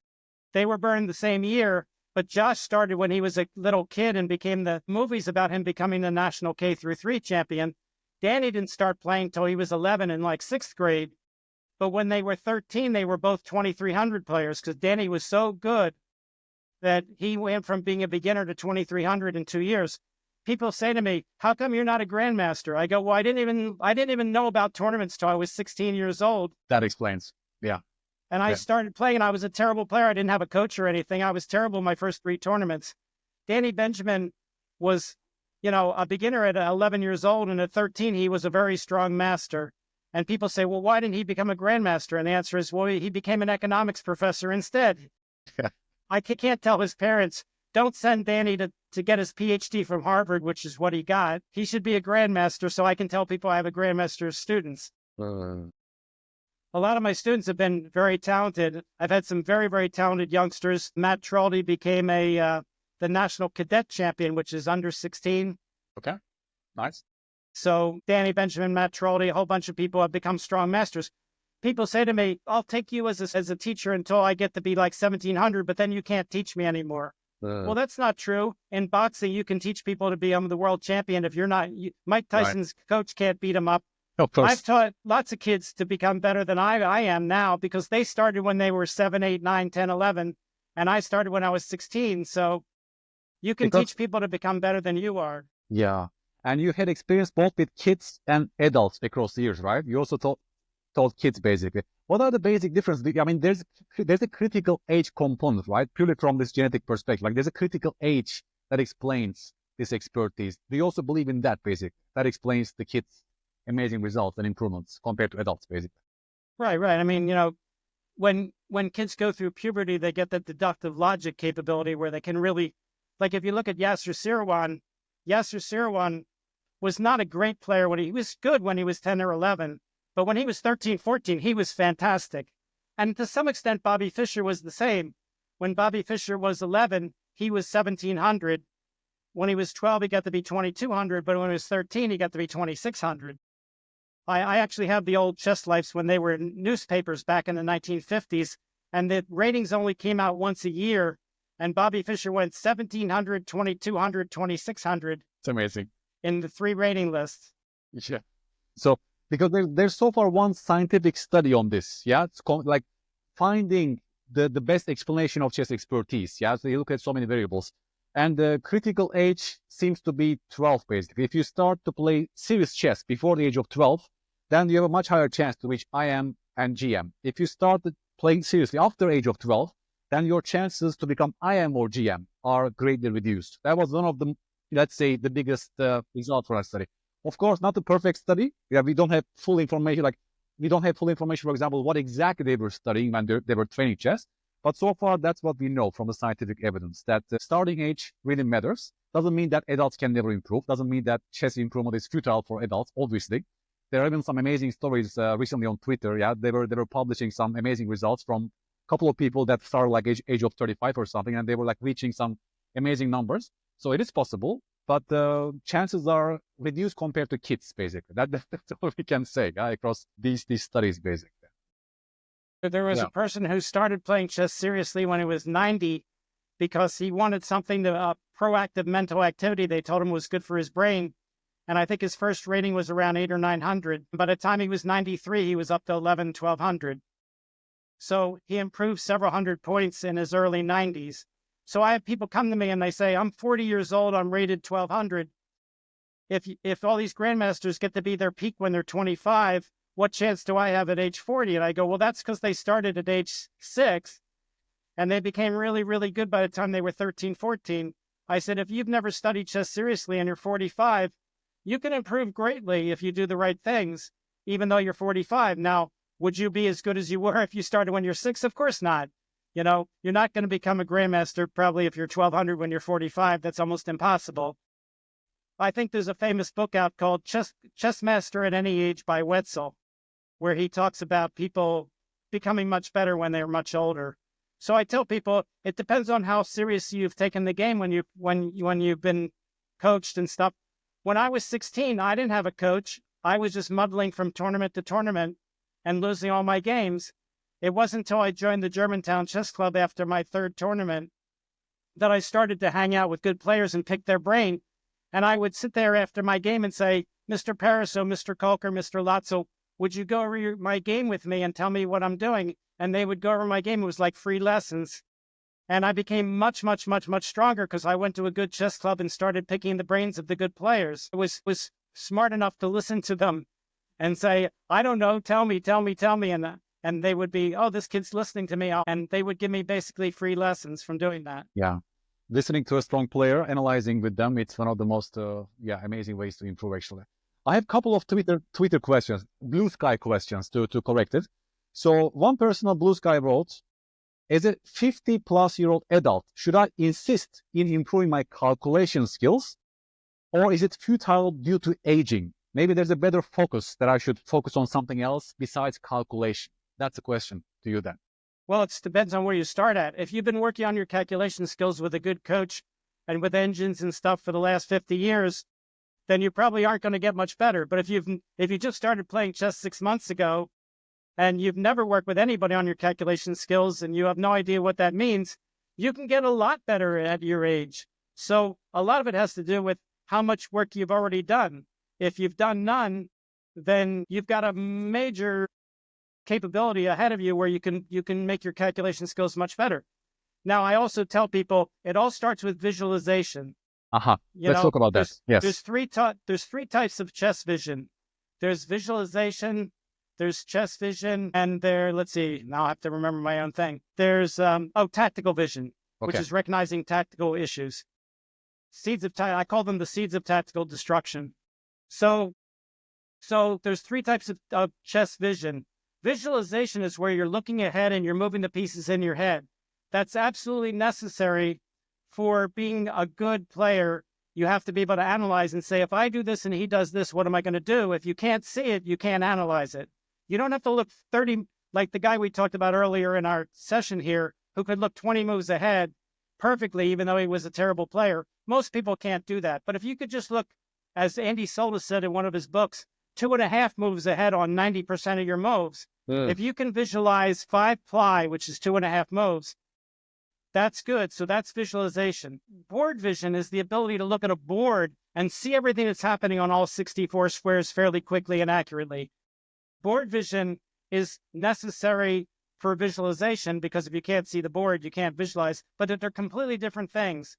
So when you look at a board, if you can tell me what's the material count, who's controlling what squares, what are the weak pawns, which king is safer, that's all board vision. That's not visualization. You don't have to look ahead to answer those questions. Right. So that's board vision. And then tactical vision is, oh, he's got 2 unguarded pieces. I wonder if I can double attack them. He's got a weak back rank mate. Oh, I've got 2 pieces that are in each other's way. Or they get trapped, that kind of thing. That's tactical vision. So those are the 3 types of vision, and you can work on them. But if you can't visualize, then it's hard to analyze. Yeah. So there are a bunch of websites that have visualization exercises. Everybody's different. Like some people do it with colors of the squares. I was never good at that. I can sort of visualize the board as being all white, so to speak. But other people, they need the color of the squares. And of course, when you're looking at a real board, the color of the squares helps the diagonals tremendously. So, but there's websites, and what I tell people is, if you go to one of these websites, some of them are paid, some of them are free, that help you with chess visualization. If it's fun for you to do their exercises, it's probably going to be helpful. If it's like work for you, and this is true with a lot of things in chess, things that are work are probably going to get you diminishing returns. Things that are fun have a good chance to make you improve. Interesting. So maybe that fun is like just in the sweet spot of desirable difficulty, right? With the best effort, you can solve them, and then maybe that also gives you this flow feeling, basically. That's the best improvement. If it feels strenuous, maybe that's beyond you in terms of working memory resources. You get overwhelmed, and learning doesn't take place, I guess, to my mind. Yeah, that's probably one story that you can challenge yourself and understand quickly whether we improve. Because we just talked with Aidan Weiner last week about the visualization part. He sort of became a visualization expert. He has a website on its own. He gives certain blindfold exercises to people, among many other exercises, actually. Ghost pieces, retained image problem. He talked to so many adult improvers across the years and so on. And do you believe in that as well? Like very basic blindfold exercises that you follow a game, like let's say 6-move game in blindfold. Someone is, speaking out loud, for example, and you just basically keep track of the moves in your head while they're played. Such blindfold exercises. Soltis in his book, Making Chess Simple, was it Making Chess Easy or Making Chess Simple? One of those. Anyway, he talks about an exercise like that too, where you have to keep track of 4 pieces as they move around the board, and your coach just tells you the moves, and you can't move them on the board. You have to just keep keeping track of them. Everybody's a little different. Some people, what visualization exercise is really tricky. What works for some people don't work for other people. So, what you just said about the keeping track of the 6 moves, that's similar to Andy's thing. Yeah, but again, if you're a real beginner, you might not be able to start with such an advanced thing. Yeah. You have to do, like Andy says, if you can't do it with 4 pieces, start with 3 pieces and see if you can keep track of 3. So there's lots of ways to do it, and it's an important skill. I call it a root skill, because if you can't visualize, you can't analyze. Now, I've actually extrapolated that to an even more general thing, which is one of my famous sayings when I say the word famous. Can I guess? You can guess. You cannot play what you can't see, right? Right. I'm a good student of you then, you see? Read your books. And that applies to visualization, but it doesn't just apply to visualization. For instance, let's say you don't consider it an important candidate move, a check, capture, a threat. If you don't consider it, you can't analyze it. So you can't play that out in your mind if you don't see that as a candidate move. So you can't play what you don't see has multiple meanings. And it's important because in chess, seeing things in your head is just an important part of the game. If you play the whole game that's why we say if you play all these 10-minute games and you're not a very good player, everything's going to be on the move on the board, because you're not good enough to visualize in 10 minutes. And yet You're just making a move and then seeing what happens. Well, if your long-term goal is to become a decent player, we won't say expert or master, but let's say a decent player, 1700 or something. It's very hard to become that good if all you do is make a move and wait to see what your opponent does and see what you can do about it. That's not really a good parrot. That's what I did in my first 3 tournaments. And I'll tell you, it doesn't work very well. You kind of have to know, if I make this move, what can my opponent possibly do to me and what can I do about it? And that's the very start of any good, slow thought process. And if you're not practicing that when you're playing, it's really hard to say, I want to be an expert, I want to be a master. And yet don't want to do that, because that's kind of the first step, is to say, if I do this, what things could happen and what am I going to do about it? You might not be very good at it, but practice doesn't make perfect in chess. Practice just makes better. That's one of the sayings I tell my students. Practice doesn't make perfect, practice makes better. So you have to practice analyzing. If you don't practice analyzing and evaluating, what I found when I got the Groot book was my analysis was terrific, but my evaluation was poor. Yes. So yes. If you ask me my rating, when I bought the Groot book and I was 1900, my analysis was about 2400 and my evaluation was about 1700. Right. So right. In Groot A, which is the most famous Groot position ever, I eliminated the best move. I don't want to give away people who haven't done it yet because it's the most famous Groot, but I eliminated the best move because superficially, I thought I was superficially losing something. And I just said, oh, well, if I do that, he can't take it this way. He loses material. He can't take it that way. He loses material. But if he takes it this way, I don't really get anything. I'll eliminate that. And when Max Ulla did it, and he said, what about this? And as soon as he looked at that move, he goes, okay, now I got it. This move is good for me. So my analysis, I actually got to the move faster than he did. Let me see if I have to hang that up. I'll let it go. It's fine. So I actually analyzed it faster and quicker and more accurately than Dr. Owa did. But I eliminated the move. And when he finally got to it, he immediately says, oh, that's the thing. That's what I want to do. And my evaluation was, oh, it's not that good. And his evaluation was, oh, that's terrific. So my analysis was just as good as his, if not better. I don't know. Better is probably a bad way to compare me with a grandmaster when I'm 1900 or something. But my analysis was really good. My evaluation was terrible. Yeah. So calculation has so many sub-processes, as you mentioned. Yeah, visualization, short vision, evaluation, analysis, all this blunder check. It's a multifaceted, complex process. And that's exactly why I wrote this course on Chessable that won the best tactics course of the year award last year. It's basically fundamental chess calculation skills, but I only limited to 3-ply context. It's even shorter than Socrates' 5-ply. It's only 3-ply deep. We are focusing on the essential elements in the simplest possible medium, so you don't get overwhelmed. But we are engaging in all the processes. We are looking at the whole skill of calculation, yeah? You need evaluation. Evaluation also becomes easier because it's only 3-ply deep. Yeah, the line to evaluate in the end, it's only 3-ply deep. So it becomes also easier to evaluate the resulting positions. Even easier to visualize, for example. But we are looking at the entire skill. So we don't fragment or isolate knowledge so much, yeah? They are fighting against too much isolation and too much fragmentation. Having said that, then you mentioned also board vision is a separate skill. Is there a specific resource for that to only work on? Because I struggle myself, yeah? How do you improve people's board vision? You mentioned Jeff Coakley's book, I believe, yeah, in your book. Is that correct? Right. So first of all, the main way to improve board vision is to play slow games slowly.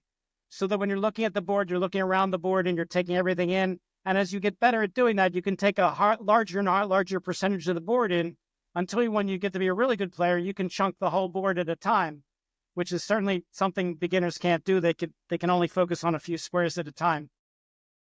What Jeff Coakley has in some of his books, the Winning Chess Puzzles for Kids book, volume 1 and 2, is he has puzzles that test your tactical vision, but also your board vision. So he's giving you different things to do. So for instance, he has a switcheroo where you have to switch 2 pieces and create a legal checkmate. So he calls it a switcheroo. So you only have to visualize switching 2 pieces, but after you do that, it has to be a legal checkmate. which could be very easy or it could be very, very difficult, actually, because there could be lots of switches. He has something called a double whammy, which I think problem is called series mate, where white gets 2 moves in a row to checkmate black. And you have to look at the board and say, if I get 2 moves in a row, the first move can't be check. The second move has to be check, a regular checkmate. That he calls a double whammy. Then he has something called who's the goof, where you have to look at a board and figure out why the position is illegal on the board. So these are all illegal. Why is it illegal? Yeah. So these are things that expand your capability to look at a chessboard and figure out what's happening. Right. For the entire board. Yeah. Right. And there. By the way, one of my students came up with a exercise where I put it on Twitter a few weeks ago. He has a website he created where you can count the number of checks each side has, the number of captures that they have, the number of legal moves that they have. These are all board vision questions because you're not looking at the goodness of the moves. Right. There's a book out, by the way, which talks about board vision, except they don't call it board vision. It's called Genius in Chess by International Master Levitt. I don't know if you're familiar with the book. I didn't know that. No. Okay. But he talks about board vision in the book. He doesn't call it board vision. In Michael D. Lamaz's book, Rapid Chess Improvement, he calls it chess vision. Yes. So yes, we haven't come together. Us coaches haven't come together on one name yet. But board vision, chess vision, it's all the same thing. It's the ability to look at a board without moving the pieces in your head and figure out what's happening. Like, what's the material count? How many checks does one side have? How many legal moves do they have? Does somebody have the bishop pair? Whose king is safer? These are all board vision issues. Yeah. And of course, working memory is a limited resource, and many adult improvers have tunnel vision problems, right? Like they're looking at one sector of the board, completely missing out the bishop on c8, for example, that can capture the queen on g4. Yeah.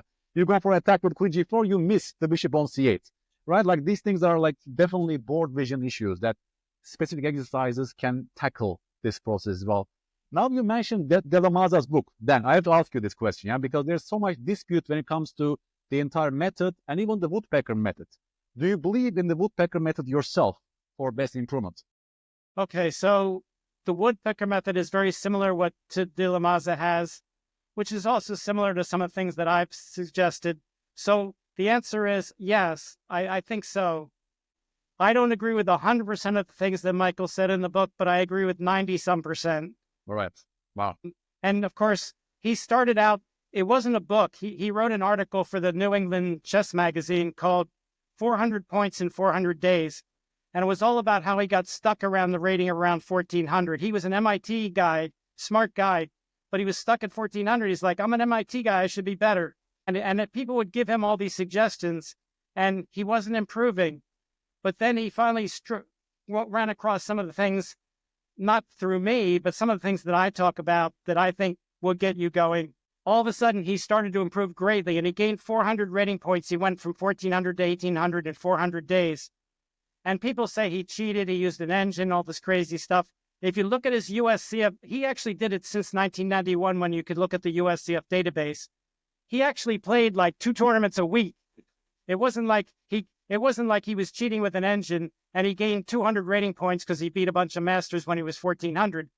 His rating went up not that much per tournament, but he played 1 million tournaments in those 400 days.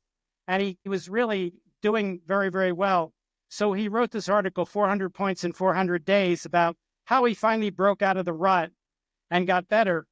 And then something called the World Wide Web was invented. And they said to him, why don't you put it on the web? Because it's published in the New England magazine. So he saw that I was now writing my Novice Nook column for Chess Cafe. So he contacted me, and I contacted Hannon Russell, who ran Chess Cafe at the time. And he put Michael's article on Chess Cafe, and it became the biggest seller that Chess Cafe ever had. As far as I know, the most people commented, the most people read that article than any article ever written on Chess Cafe. And then he got contacted by the book publisher. I forget who published his book, but they said, can you expand your article into at least a short book? And Michael said, okay. So he did, and he created the book called Rapid Chess Improvement, where he expanded on what he said. And it was funny, I had never met him in person. I'd been corresponding with him on email. And he came to the World Open and he was playing in the under 2000 section.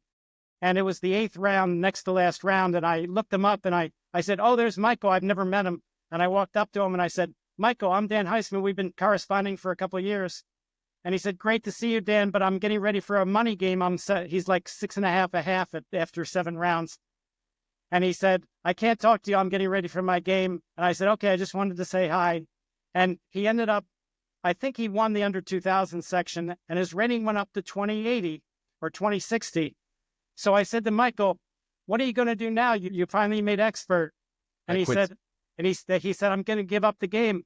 And I said, why? He said, all those basic things I talk about in my book about what I call not playing hope chess and making sure your moves are safe and checking to see what your opponent can do to you and recognizing basic patterns and working on your board vision and all this stuff. He said, that got me up to 2000. He said, but now if I want to get better, I actually do have to do some real work against real good players. I can't just use these superficial things that make you play safe moves on every move and things like that. He says, I don't want to do that work. He says, that's too much. I've achieved what I thought I could, more than I thought I could achieve. He said, so I'm going to retire. And he did. That was like 2003 or whatever. Yeah. And as far as I know, Michael never played again, but his legacy lives on. So the work he did was mostly those tactical positions, right? He was woodpecking faster in each cycle. But he also did it. He also did those, like he has those board vision things in his book. Yeah. Where you look at like all the different ways a king and a rook could be on the board, 4,032 different positions where you could put a king and a rook on the board. How many of those can you double attack the king and the rook with a queen and win the rook? Out of those 4,030. So he went through all 4,032 positions, improving his board vision where if the rook's on A5 and the king's on G2, how many places can you put a queen that would double attack a rook on A5 and a king on G2 that would win the rook? So he went through all like 4,030, I think 4,032 is the number. Yeah. So, but then the explanation is that his intuition has grown, right? Because that's the basic promise of the woodpecker, right? You just start to see certain things in a very fast way, and you build those patterns in a way that increase your intuition, basically, that you see certain things very, very quickly, and so on. Right, it's like what we talked about earlier in the lesson, where we talked about what's the difference between pattern recognition and analysis. The more you can do with pattern recognition, the better. It doesn't replace analysis, but it's such an important part of all your analysis is what you can recognize. You don't want to have to reinvent the wheel every time you analyze a position. You want to build on what you already know. So when your pattern recognition builds up what you know, that in Groot's book, he said, people like me who are masters, we know about 2,000 different types of positions and how to play them and what you should do.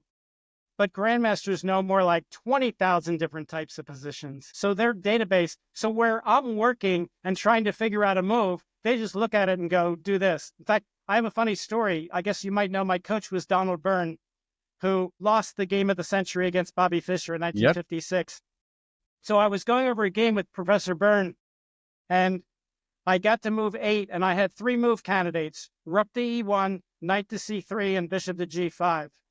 And I said to Professor Byrne, I said, Professor Byrne, in this kind of position, do I play knight C3 first or rook E1 or bishop G5? And he said, oh, that's easy. You play bishop G5. And I said, okay, why? I don't know. What about this position tells you that? He said, I don't know. You just play bishop G5. And I said, but you're a professor. You can explain things. How can I use this in other positions? What is it about bishop G5 that tells you that you should play that first? And Professor Byrne shook his head and said, I'm sorry, Dan. I can't tell you. I just know that in this position, you play bishop to G5 first. It's amazing. I said, that's not very helpful. Yeah. It's very hard to transfer, right? Like it's not teachable, basically. What makes bishop G5 so interesting here, but not anywhere else, basically, which we're after when you want to teach something, right? Those distinctions and everything is automatized for super grandmasters. You make a very important point there. Teachable. When I'm going over a game or a position with a student or a puzzle, sometimes they'll ask me a question and I can help them get better. I can say all kinds of things. But sometimes they ask me a question and I say, this is not a teachable moment. The answer to your question will not help you either in any other position, or I can't explain it, or it's something the computer looks 20 moves ahead and sees something that no human would ever see. But the answer to your question is, it's not teachable. It's not something that you have to worry about that it's going to help you become a better player. Most of the things that happen in lessons are teachable moments, but occasionally we reach things that are not teachable moments where something happens and there is a right answer, but it's not something that can generalize that will help you become a better player. It's just this is the engine's move and he sees something 20 moves down the road or whatever it is. And I tell people, don't worry about that. There's so much teachable moments that if you run across a non-teachable one, it's okay. You can learn from all the teachable ones. Yeah. And that's one of the fundamental role of a coach, right? To identify those teachable moments in a game, to that crux of the moment that can be transferable to similar structures. Like no two games will be the same that we play, yeah? But we want to extract the transferable and important recurrent chunks and patterns from those games that you can transfer to other positions. For example, take a pawn storm position, kings on opposite flanks, right? The opponent plays a very slow move, or plays a move around his king, for example, yeah, creating a hook pawn, for example. That's a teachable moment because many positions will have the same features, yeah, kings on opposite flanks, pawn storms. That mistake becomes very instructive. Yeah, that I call this chess crimes, basically, yeah, unforced strategic mistakes, basically, that you can transfer once you deeply understand the reasons why that move is so bad at that particular structure, that you can apply it to different contexts that show deeper similarities. And that's how you measure learning, actually. Yeah, that transfer actually becomes the measure of learning in that sense. But yeah, then we are touching so many amazing things. I mean, there's maybe one more question before I forget.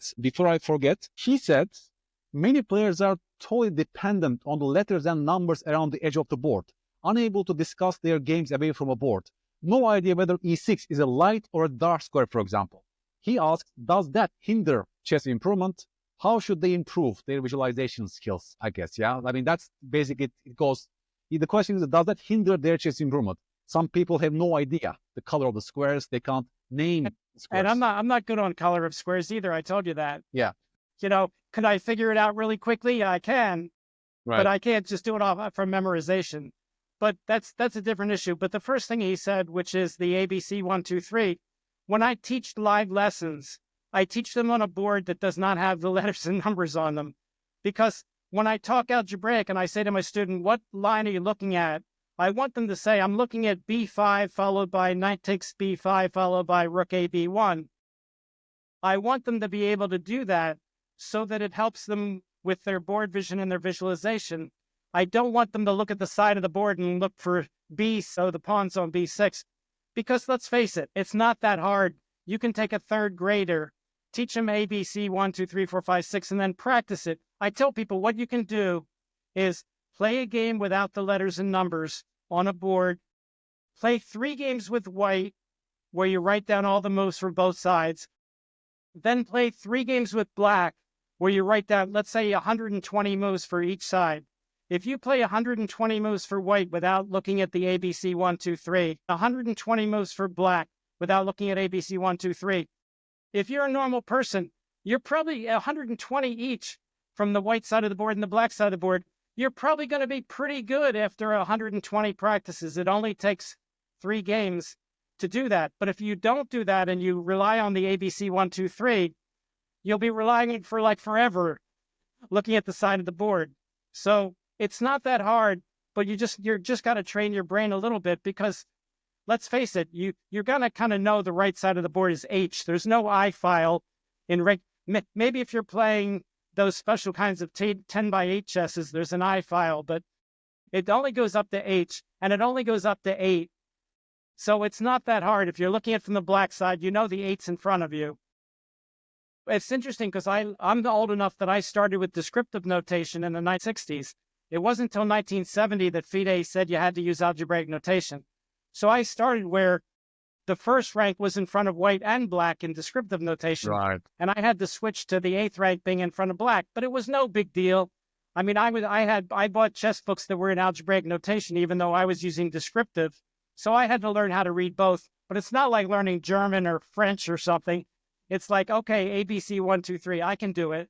You adapt. So it just took a little bit of practice. So I switched from I switched from descriptive to algebraic instantly. As soon as they said it was the only legal thing to do, I said, okay, I can do that. Yeah. One thing that strikes me in your lessons on YouTube is you never move the pieces while you're talking. Yeah, you let them visualize the resulting positions, basically. And I get criticized for that because people say, you know, show me the moves, and I say, well, I do in some of the videos. In the minority of the videos, I will move the pieces for you and say, here's what it looks like. But that's the minority. And most of them I say, look, if you want to be good at visualization, you have to practice visualization. You have an advantage. You have a pause button. You can stop the video and move the pieces around in your head. You can do it as slow as you want. He said, but I only have 25. If you look at the statistics, my videos are on the average of 25 minutes. The average person watches the video for, I think, 6 to 7 minutes. They don't watch the whole video. No. So I'm not getting you for the whole video. So I'm trying to get a whole game in 25 minutes. If I sat there and moved the pieces around, it would be an hour, and they're only watching 7 minutes anyway. Right. So unless it's a video on how to visualize and where I'm going to move the pieces and then you practice visualization. If I'm just doing a video explaining a game or a puzzle or whatever most of my videos are, I really don't have the luxury of taking the time and moving all the pieces for everyone every time I analyze the line. So I tell people, pause the video, practice visualization, you'll get better at it. But my videos are not meant for people that are so beginner that if I say rookie 1, rookie 8, and they go, oh, I can't see it anymore. I understand there's lots of people out there like that, but I can't please everybody. The one thing you learn as a coach, and I'm sure you've learned it too, is not everybody's going to love you as a coach. You can't please everybody. You can't help everybody as much as you can help some people. You can help more than others. It's just the way of life.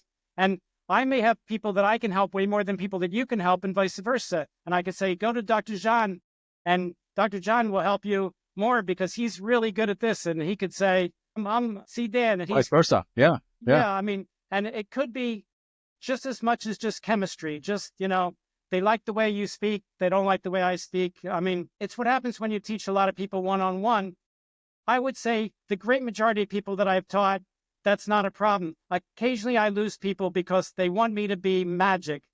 They want me to have the epiphany. That's the word I like to use. Epiphany. They want you to give them an epiphany, say a sentence, and all of a sudden they gain 200 ratings. Well, such a thing is possible, but it's very, very, very unlikely. Occasionally you can take someone who's 800 and you could just say one thing and all of a sudden they're 1,000. Like, don't just make a move and wait to see what your opponent does. That's it. Before you make the move, try to figure out if your move is somewhat safe. We know you're not very good at it yet, but at least take some time and try. Whatever. Occasionally you can say something that really helps someone a tremendous amount, but that's not normal. Normally, what I tell people is most people take 2 steps forward and 1 step back. That's just the way learning works. Don't get discouraged when you get the step back. Don't think you have a bad teacher. Now, if every step is a step back, well, that's different. Or I tell people, if I give you 100 suggestions, you're not going to like all 100. That's not the way it works.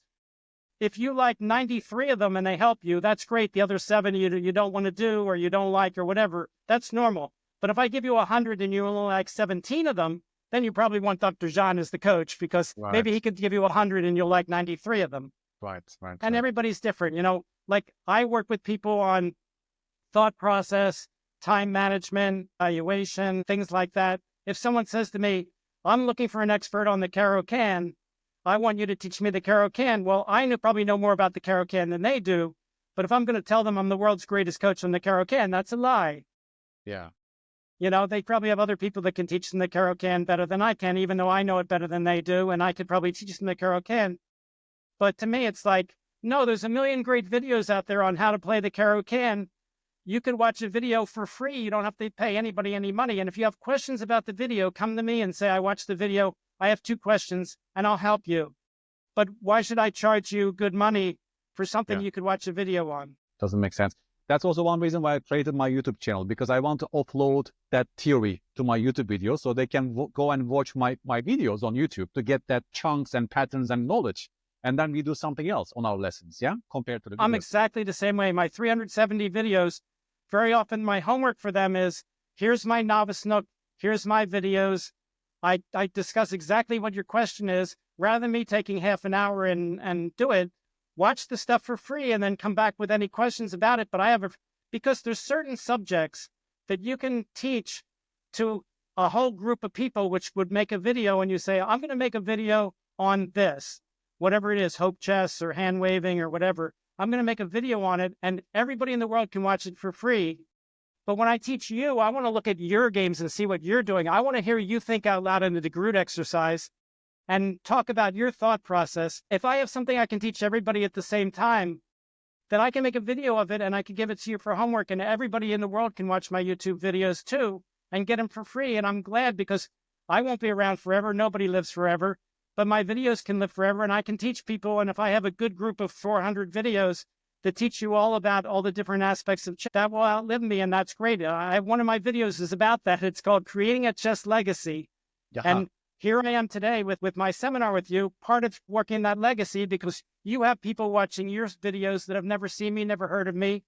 And they may not come for me for lessons. They can continue to teach with you, but maybe I could say something in the video, or maybe they'll go to my YouTube channel and maybe it'll help them in some way, that when I'm gone, they'll say, remember that guy, Dan Heisman, back in the 21st century? He helped me. He helped me with the thought process, that kind of stuff. Yeah, that was one of the reasons why also I hosted you today, because of your legacy, because I want to show my followers who may not know you about your legacy and your insights on us coaches as well, or all these books that you wrote for people like you, my subscribers, adult improvers mostly, right? So this legacy is so important for chess community, I would say. And thank you so much for your time again, Dan. I mean, it's been an amazing 2 hours so far. And again, we could go 3 hours more. I mean, let's go like, Lex Friedman one day, like 5-hour-long podcast one day if you have time. But I guess we are more limited in time when it comes to this. But I would love to host you again at a later time, by the way. I mean, you'll be around. You're not stopping coaching. I was going to say, yeah, I'm still available. I've done a few podcasts with a few people, and I'm happy to do it because it reaches a new audience. And this as a coach. Coaches like to help people. They wouldn't be full coaches if they didn't like to help people. It's the same thing as being a teacher in college, or a professor, or a high school teacher. You're trying to help people. And the more people you help, the better it makes you feel. And if I can reach to a higher audience, if I can say some of Dr. Jean's students are now able to get some of my insight too, they don't have to come to me and pay me money and make me money. I'm close to retirement. I don't need that. I'm not here to try to get new students. I'm here to help as many people now and in the future as I can. And things like this will exist long after me. And as you pointed out, if you go back 50 or 60 years for, Kotov's book or something, think like, those are unique things that today we have a lot of. And we have a lot of ways to teach intermediate adults or beginner adults to become intermediate adults, and intermediate adults to become stronger intermediate adults. We have a lot more of those things. We have tools like videos that we didn't have, and we have certain types of books and Chessable courses that are great, and things that can really help people. And I'm all for all these great things that I didn't have when I was getting better. And I really promote them. And I say, hey, when I'm gone, Dr. John, you can tell people about me and say, I was trying to help too. Yes. And then when you get to be my age, there'll be somebody your age. I will give the plaque. Yes, to that someone else. You can pass it forward, as they like to say. Absolutely. We all carry the flag from our ancestors and to the next generation, basically. And you're amazing because you're really like a bridge, basically. You started like when the ICC was around, when the internet was just born. You were the first followers of the online teaching, basically. So you saw you adapted, you learned the new technologies, and then now you will adapt it to Chessable, because you recently published a Chessable course, right? This year or last year, about counting rule in chess. The second one is coming. So we wanted to call the first one Introduction to Counting, but because I'm one of the few people that knows about how important counting is, Chessable people didn't want to call it that, and we have no way of forcing them to call it that. So they called it Introduction to Piece Capturing or something, which is okay. So we have a second course now that we're thinking of doing, Laura Smith and I, and she's usually the one who does all the videos and stuff. But it's all intermediate and above counting problems that are, and most of them are combinations where it's counting and removal of the guard, counting and discovered attack, counting and double attack, where you're doing a basic tactic, but you also have to do a lot of counting as well. And we're hoping that we can maybe make a course sometime in 2025. And these are not basic things. It's funny because our first course starts out super easy. And if you do the first 10 minutes, you think, this is crazy. We know how to count how many captures you have. Uh-huh. But if you get to the last problems in our first course, all of a sudden we're doing not intermediate counting problems, but more than basic. And people all of a sudden go like, oh, this isn't so easy anymore. So one of my big goals in chess as a teacher is to explain to people there's a whole series of problems out there in tactics that are what we call counting problems.